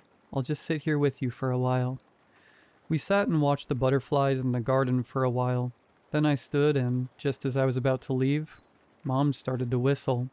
When I turned to look at her, I noticed something I hadn't seen before. Her eyes, while still mostly fixed straight forward, had more focus in them than I had seen in years. "Mom?" I asked, bending down to her. She didn't answer, just kept whistling and looking straight ahead. A single tear ran down her face. I turned to see where she was looking. Out the window, across the garden, in a darkened upstairs window on the other side of the courtyard. At first, I thought I could see something.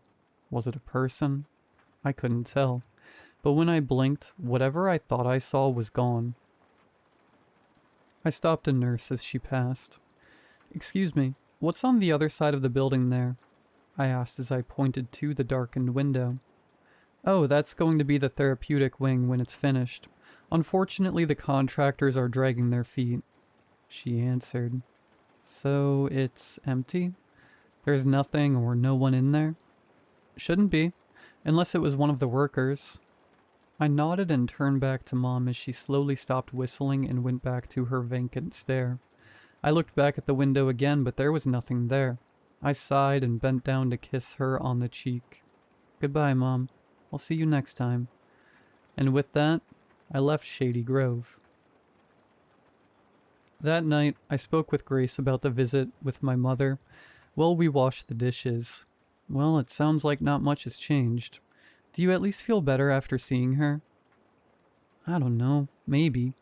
On the one hand, it was good to see her, but..." I trailed off as I absently dried a plate. "But?" prompted Grace. I shrugged. "But at the same time, she's not her. I keep waiting for her to snap out of it. Every time I visit, I walk in thinking maybe this time she will turn and just..." Grace put her hand on my shoulder. "I'm sorry. I know it's awful, but sometimes I wish that, if she can't get better, she could just move on. Does that make me a monster?" She wrapped her arms around me. "No, honey. It just means you just want her to be free, whatever freedom looks like." I leaned in and kissed her, and then Sean started yelling. "Mama, I had a bad dream," he cried. Grace sighed and smiled up at me. "To be continued," she said before turning and leaving me to finish the dishes. I woke up again that night. It wasn't the whistling in my head, though.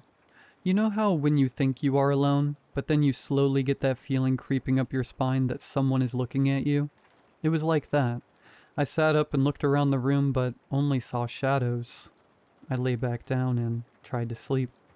After a while, I decided to get up for a glass of water. I left my bedroom and walked down the hall past Sean's room, his SpongeBob nightlight illuminating his room in a yellow glow. I walked downstairs and into the kitchen. I downed one glass and was about to fill it again when I heard it. Mom's whistle. Only it wasn't in my head. It was on the other side of my front door. I froze listening to the whistle for a solid minute before it stopped. It was the exact same tune. I stepped over to the front door. Was Mom out there? Could she have gotten here? No, she didn't even know where I lived. My heart was pounding as I looked through the peephole, but there was no one there. I pulled the curtain on the front room window aside and looked out, but still nothing. Just the empty street. The neighbors' houses were all dark except for porch lights and the single streetlight on the corner. I went back to the kitchen and drank another half glass of water before walking back upstairs and past Sean's room. Sean's dark room. I stopped and walked back to the room. Hadn't it been lit by his nightlight? I shrugged, thinking maybe it broke, and went back to bed. Except Sean's nightlight was now sitting on my pillow. I picked it up and looked at it, wondering how it had gotten there. I almost woke Grace and asked her, but she had to perform surgery in the morning and needed her sleep. I took the nightlight back to Sean's room to plug it in. I didn't want him waking up without it. I was about to head back to my room when I noticed something. Sean's room faced the street, and through his window under the glow of the streetlight was a man. He was a tall, thin man, dressed in dark clothes with a long black coat and a wide-brimmed hat, concealing his face in a shadow. But I could swear I saw the glint of eyes, like an animal's eyes reflected in light, and he was looking right into the window, at me. I stared back for a moment, then the man tipped his hat before turning and walking off into the darkness. I woke my wife and told her what I saw. Grace, he was in the house, I'm sure of it. Are you sure? She asked. Did you see him? I shook my head. I didn't see him, but I know he was here. I don't know how. I just know. Okay, she said, putting her hands on my trembling arms. Let's just calm down and call the police. When the sheriff arrived, I told him what had happened, and he took down my statement, looking at me dubiously. Sheriff Ward had been a long-time friend of my grandparents. He knew them well and knew my story. So you're saying that this man broke into your house, moved your son's nightlight, and then whistled at your door? He asked, smoothing his mustache. I crossed my arms and dropped my head. This was ridiculous. I was losing my mind. It was probably old trauma from my past rearing its head and making me see and hear things. I felt so embarrassed and have made this into such a big thing. Grace said, Jim says this man was in our house. As crazy as it sounds, I believe him. The sheriff sighed. Okay, I'll put out an APB to be on the lookout for anyone suspicious matching your description. And for the time being, I'll have a car posted here in case he comes back. Thank you, said Grace. I nodded my thanks and went back inside. The next day happened to be a Saturday, so I spent the morning drinking coffee and grading papers. Around noon, my longtime buddy Ben came over to see how things were going. I told him what happened, or what I thought had happened, over a few beers while Sean and Ben's kids played in the yard. It's crazy, man, said Ben. You think it has something to do with your dad? What do you mean? Ben leaned back, causing my lawn chair to groan. Well, seeing as your dad was murdered when you were a kid, could it be that you are seeing things, and having such an extreme reaction to it because you are afraid of being murdered yourself, and leaving your son irreparably scared the way you were? I stared at him for a moment. Since when are you a psychologist? He laughed. Hey, brother, I just call him like I see him. I sighed. I don't know. Maybe you're right. Maybe I am overreacting. I should probably make an appointment to see my therapist. Ben shrugged. Not a bad idea, amigo. Now, pass me another beer. That evening, Grace had to work late, so me and Sean were on our own for dinner. We made homemade pizzas and watched cartoons until he fell asleep on the couch. I carried him to bed and tucked him in before heading back downstairs to watch reruns of The Twilight Zone. I had just sat down with my bowl of popcorn when I heard something hit the back door. I got up and walked over to look outside. There, just outside on the ground, was Sean's nightlight. I turned and ran upstairs as fast as I could to check on Sean. I knew that the light was there when I tucked him in. When I got to his room, I saw that he was fine, still asleep. I walked to my room and grabbed my shotgun before heading back downstairs. I flung open the door and walked out into the yard pumping the shotgun. "Where are you? Come out here." Then I heard it. A deep and raspy voice, singing, "Oh, death, oh, death, won't you spare me over till another year?" My heart froze. The tune, it was what my mother had been whistling for the past 20 years. I turned in the direction of the voice, and the man stepped out of the shadow of a small tree near the edge of my yard. He was 20 yards away when I raised my shotgun. "Who are you?" I yelled. "What do you want?" The man just smiled. Even from the distance, I could see there was something wrong with his teeth. "You take one more step and I'll shoot," I shouted. He raised his arms in a "here I am" gesture as he walked. "I mean it. I'll kill you." But he just kept coming, so I fired. Only he wasn't where I was aiming. He was off to the left. I adjusted my aim and fired again, but he wasn't there either. He was off to the far right. I fired again, but again. I missed, and in the next moment he was right in front of me. I fell back to the ground just as one of the deputies came running around the side of the house. "What the hell are you shooting at?" he asked. In my panic, I had forgotten about the deputy parked out front. I turned back to where the man was, but he was gone. What could I say? I couldn't very well tell him I was shooting at a ghost, even if that's what it felt like. My sanity was already up for debate as far as the sheriff's department was concerned. I shakily got to my feet. Possum. They like to dig through our trash." The deputy shook his head. "Well, did you get him at least?" "No," I said, looking around the yard. "I guess not." For the rest of the night, I sat up in Sean's room, my shotgun across my lap.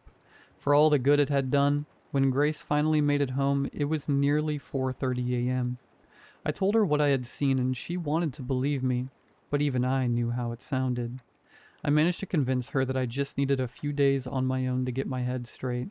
That morning, she packed bags for her and Sean and went to stay at her mom's house for a couple days. I stood in the driveway and waved them off before heading back inside for my keys. I needed to take another trip to Shady Grove. When I arrived, I found Mom in the same brightly lit reading room, facing out the window. Again, I pulled over a chair and sat next to her. "Mom, it's Jim. I really need you to talk to me." I could hear the desperation in my own voice. "What happened to Dad?" I asked, leaving the chair and kneeling down in front of her. "What did you see?" I was answered by silence and the same vacant stare. "He was in my house," I erupted. "My son, your grandson, may be in danger. Say something." "Sir," said one of the nurses, "you're gonna need to lower your voice." "Yeah," I said. "Sorry, I was just leaving."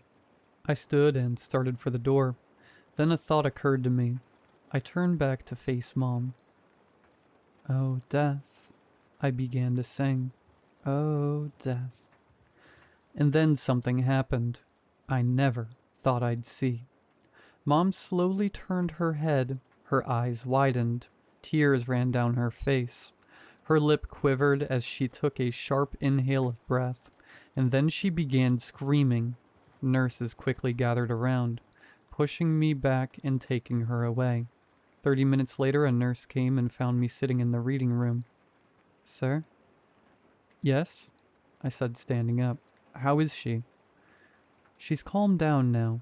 We've given her a mild sedative. She wants to speak to you." The words hit me like a freight train. "She wants to speak to you."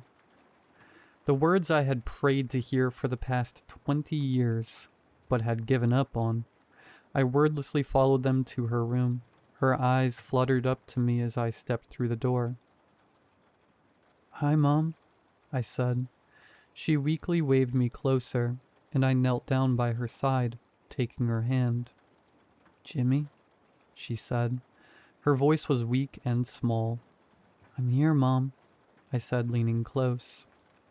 She leaned forward and whispered in my ear, "He's coming for you now."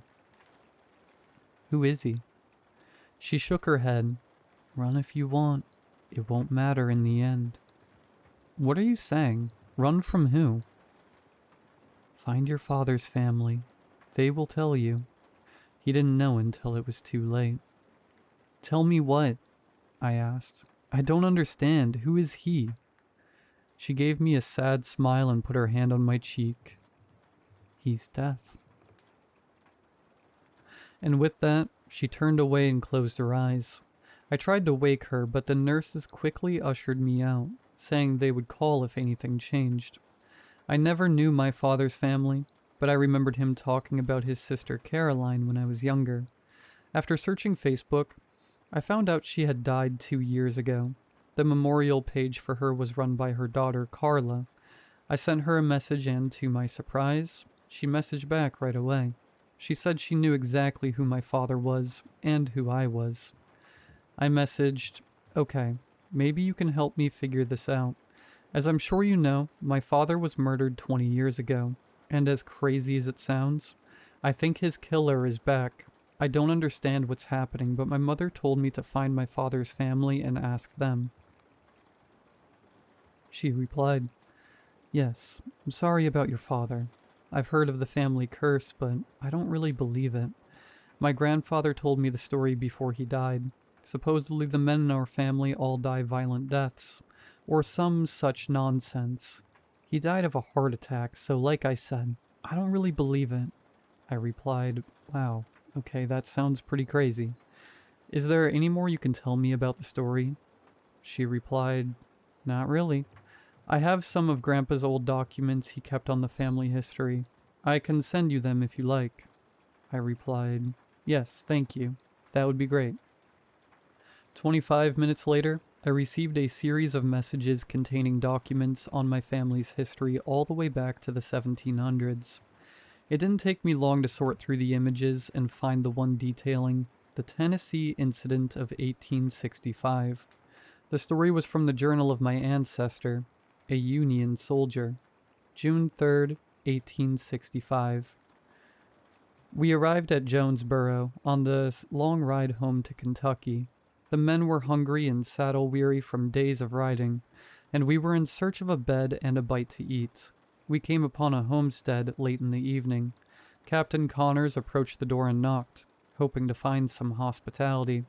The young woman at the door told us she had no food nor beds for Yankees like us. I was content to move on in search of some place more accommodating. Captain Connors and the men, however, were not. Without another word, the captain pushed through the door, knocking the woman aside. The men followed his lead, and after a moment of hesitation, I also dismounted and headed inside. To my dying day, I will regret the decision to follow them into that house. But I was tired and hungry, and the road had been long. The woman protested, but Connors and the men tied her to a post while we ate her food.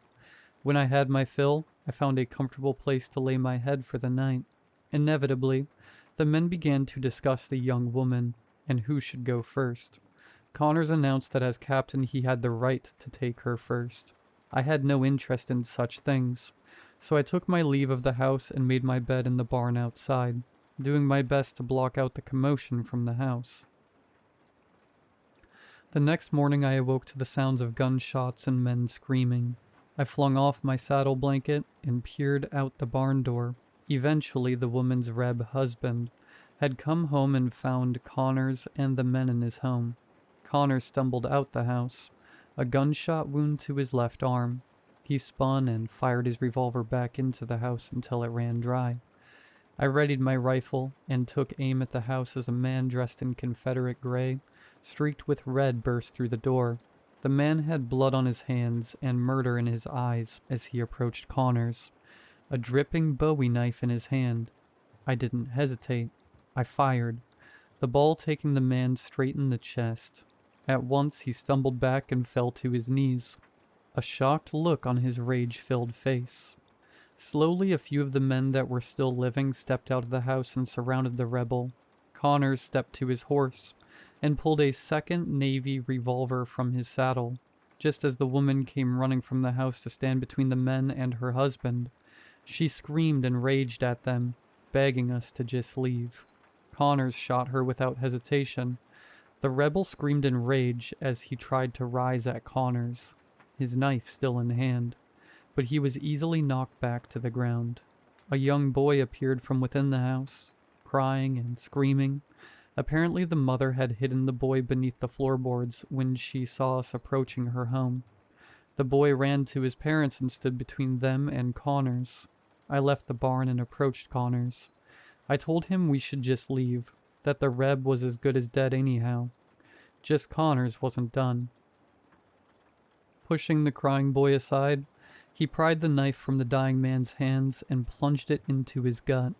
The man screamed in pain and rage as tears flowed down his face. Connors ordered the men to pitch the woman and child inside the house and set it alight, then to string up a rope in the barn. I mounted my horse and refused to watch as they strung up the broken and dying man. But I heard what he said. "You can kill me now, but I swear on all that is holy, I will find a way back and end each of you. I will reap my bloody vengeance upon every man in your bloodline if it's the last thing I do." He went silent as the rope went taut. We left him hanging there, his home in a blaze. I continued to ride with Connors and the men until we reached Kentucky, but I had my fill of death. What we did was wrong, and I fear for my life and the lives of my sons. I see him in my dreams, and I hear his woeful song in the night. What have we done? What have we done? Jesus Christ, I breathed. It was a horrible story, and my ancestor played a part in it. Could it be true? Was this some kind of vengeful spirit coming to collect his due? I didn't know, but I was beginning to fear it was. I scrolled through the documents, reading several entries detailing the deaths of the men in my family. More times than not, it was the same story.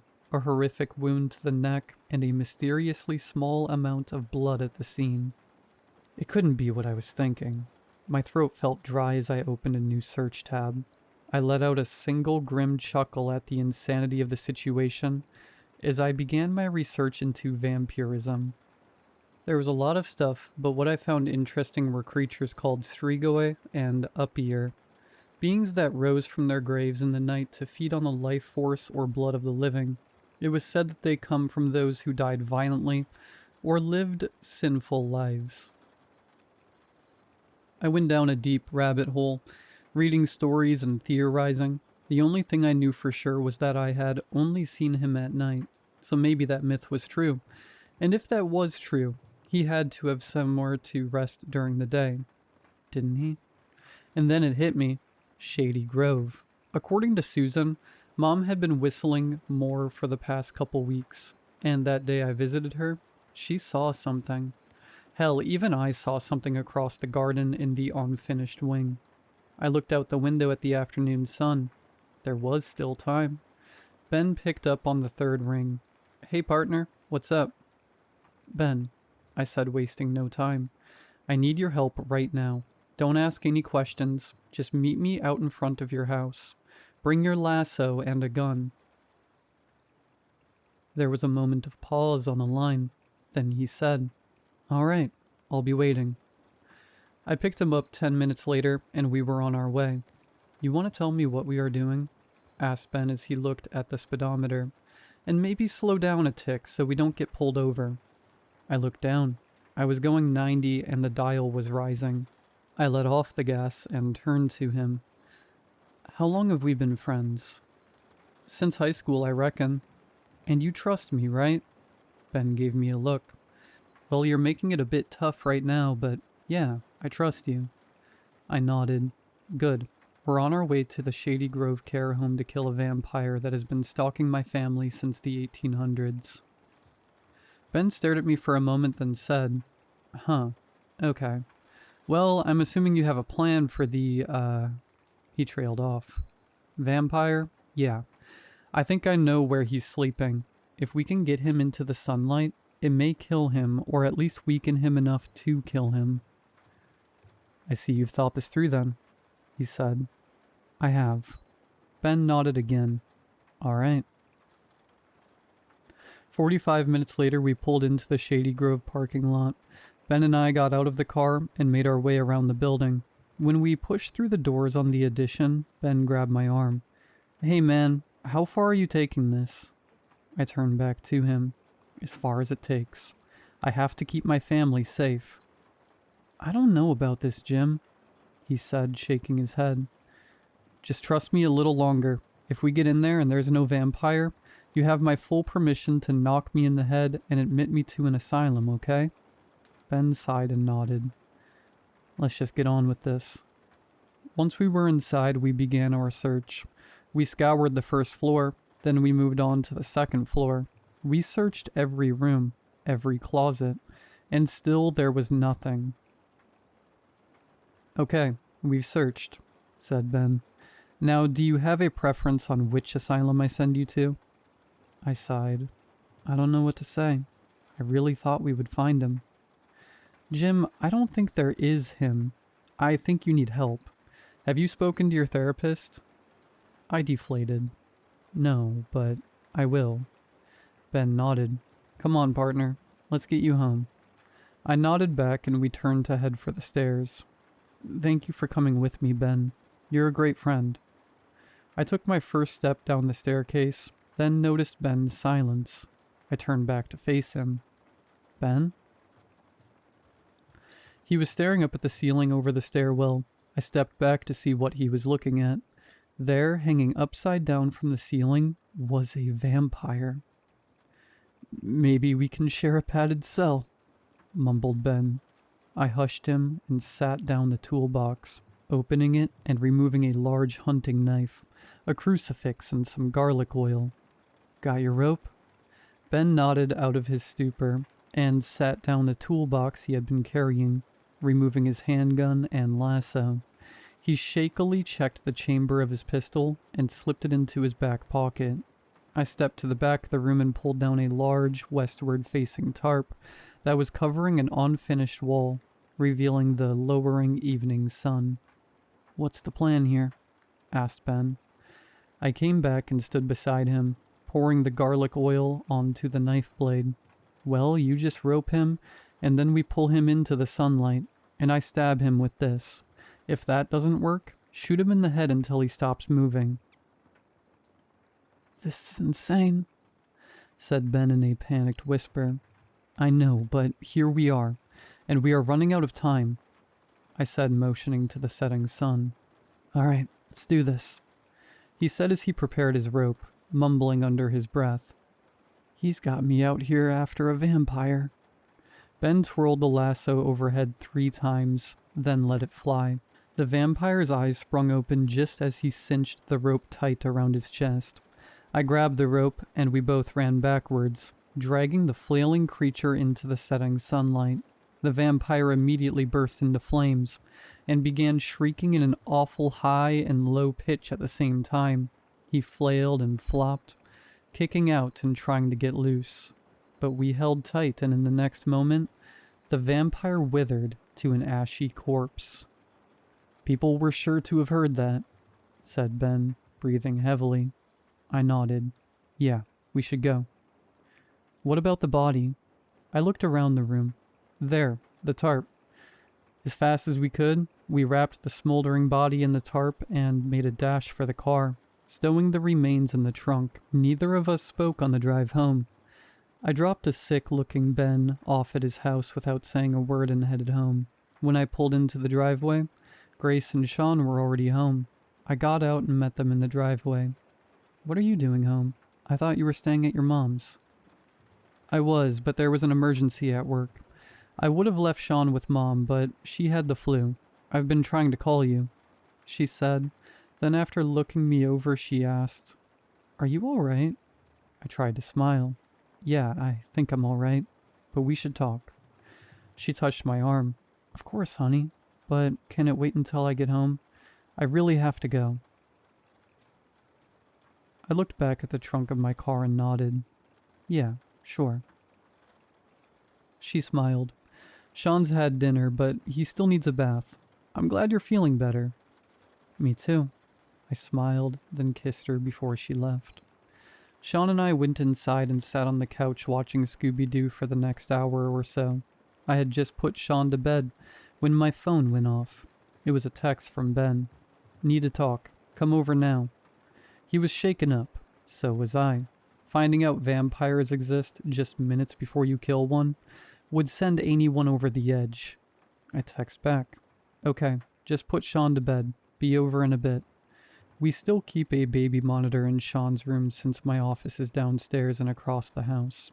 So I slipped the receiver into my back pocket before heading over to Ben's house. When I got there, I saw that his shop lights were on. Ben had converted his backyard workshop into a dive bar. I pushed the door open to see Ben slumped in his bar stool, his back to me.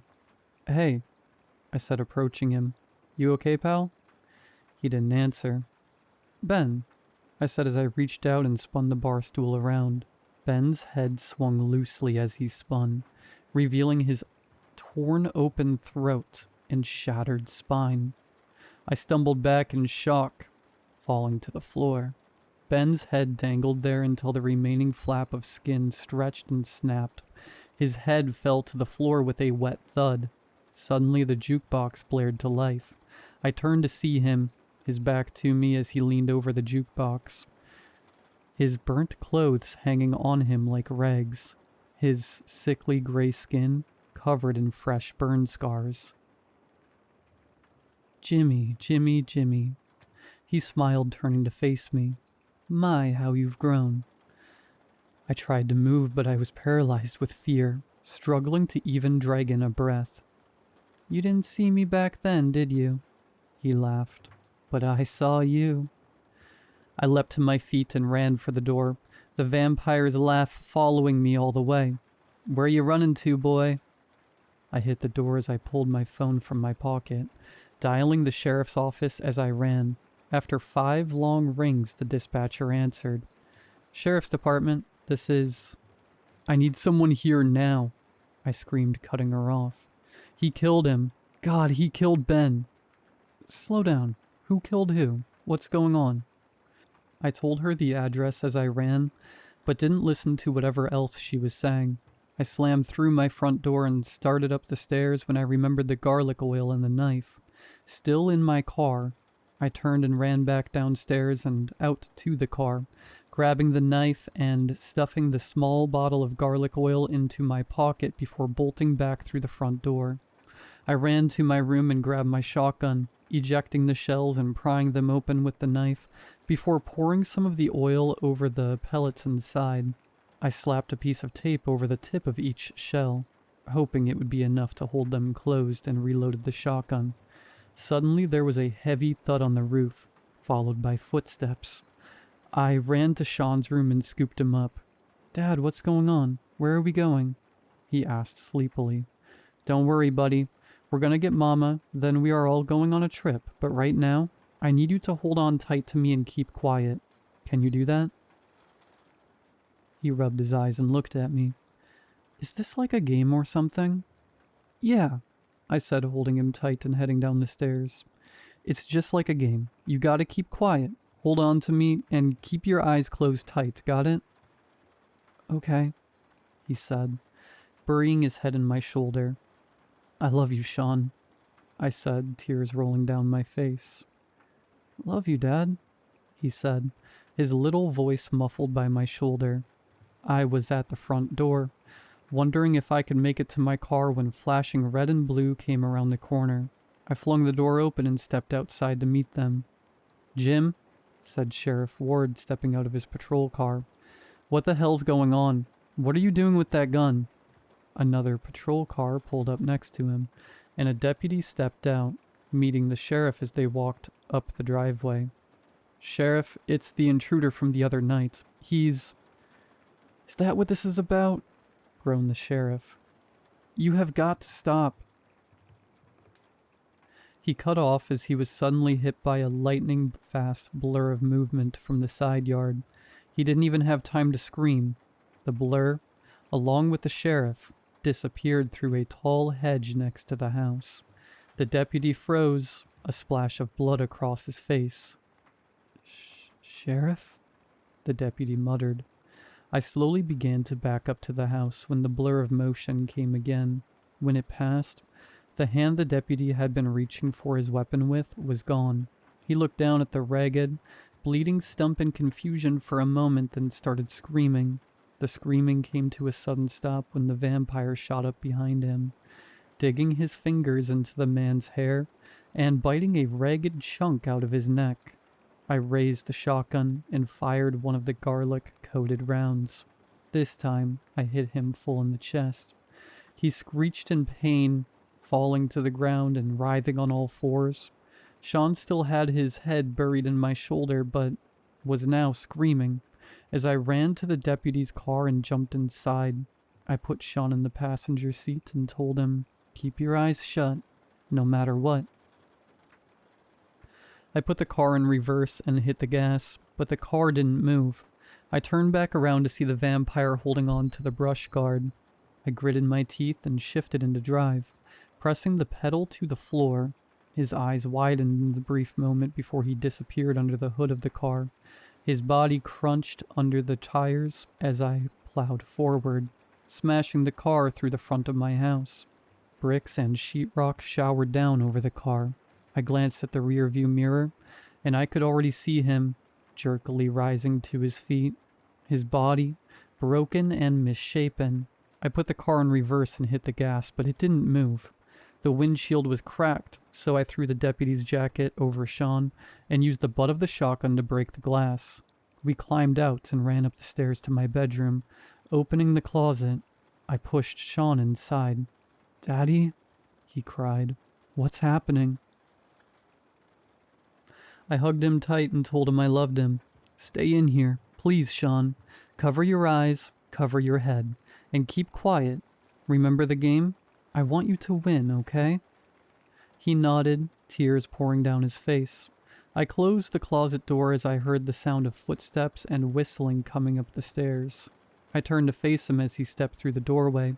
I raised the shotgun, but he dashed forward before I could even react, knocking the gun to the floor and lifting me up by my throat. "You have given quite the fight, Jim. Quite a fight indeed," he said, speaking through gritted teeth. I tried to speak, but with his grasp on my throat, all I could do was wheeze. "What's that?" he asked mockingly. "I couldn't quite hear you." He loosened his grip, and I drug in a ragged breath. "I had nothing to do with what happened to you. Neither did my son." "What do you know about what happened to me?" he snarled. "I know," I coughed. "They were taken from you. They wouldn't want this." He squeezed tighter. "What do you know about what they would have wanted? You think they'd want mercy for you? Or them?" he shouted, bloody spit flying from his lips. "The ones who did that to my wife? Burned my son alive? Should I have shown them mercy?" "Please," I wheezed. "Just stop." He shook his head. "Time's up." Then he leaned forward and sunk his teeth into my neck. The pain was unlike anything I ever felt. My throat felt like it was filled with hot coals. As I felt my life quickly draining away, I prayed it would be over soon and he would just leave. That he wouldn't find Sean. I felt cold rising from my feet, up my legs and in my arms. I was dying, and then suddenly, I was free. I fell to the floor in a heap as the vampire stumbled back, the garlic-coated knife stuck in his side. "Get away from my dad," yelled Sean. The vampire stared down at the knife, then at Sean. I somehow found enough strength to climb up to my knees and crawled over to put myself between my son and the monster. He stared down at me, then back to my son. With a hiss, He pulled the blade from his side and stepped back. He could have killed us. There was nothing we could have done to stop him. Instead, he left. Just like that, it was over. I told the investigators that I didn't know what had happened to the sheriff and deputy. I said that after I found Ben's body, I called the sheriff's department, went home, and holed up in my room with Sean. I didn't see what had happened downstairs. I told Grace the truth. I think she believes me. She says she does. I don't know how it sounds, though. I wouldn't blame her if she didn't. There had been no sign of him since we moved into the new house. No, we won't be moving around like we did when I was a kid. Just needed a change of scenery. I recovered from the bite surprisingly fast. What had been a row of ragged puncture wounds is now barely even a scar. I feel different, too. More aware of things. Stronger. Maybe I'm finally beginning to heal some of my old trauma. The sun feels hotter now, too. I'm sure it's fine, though.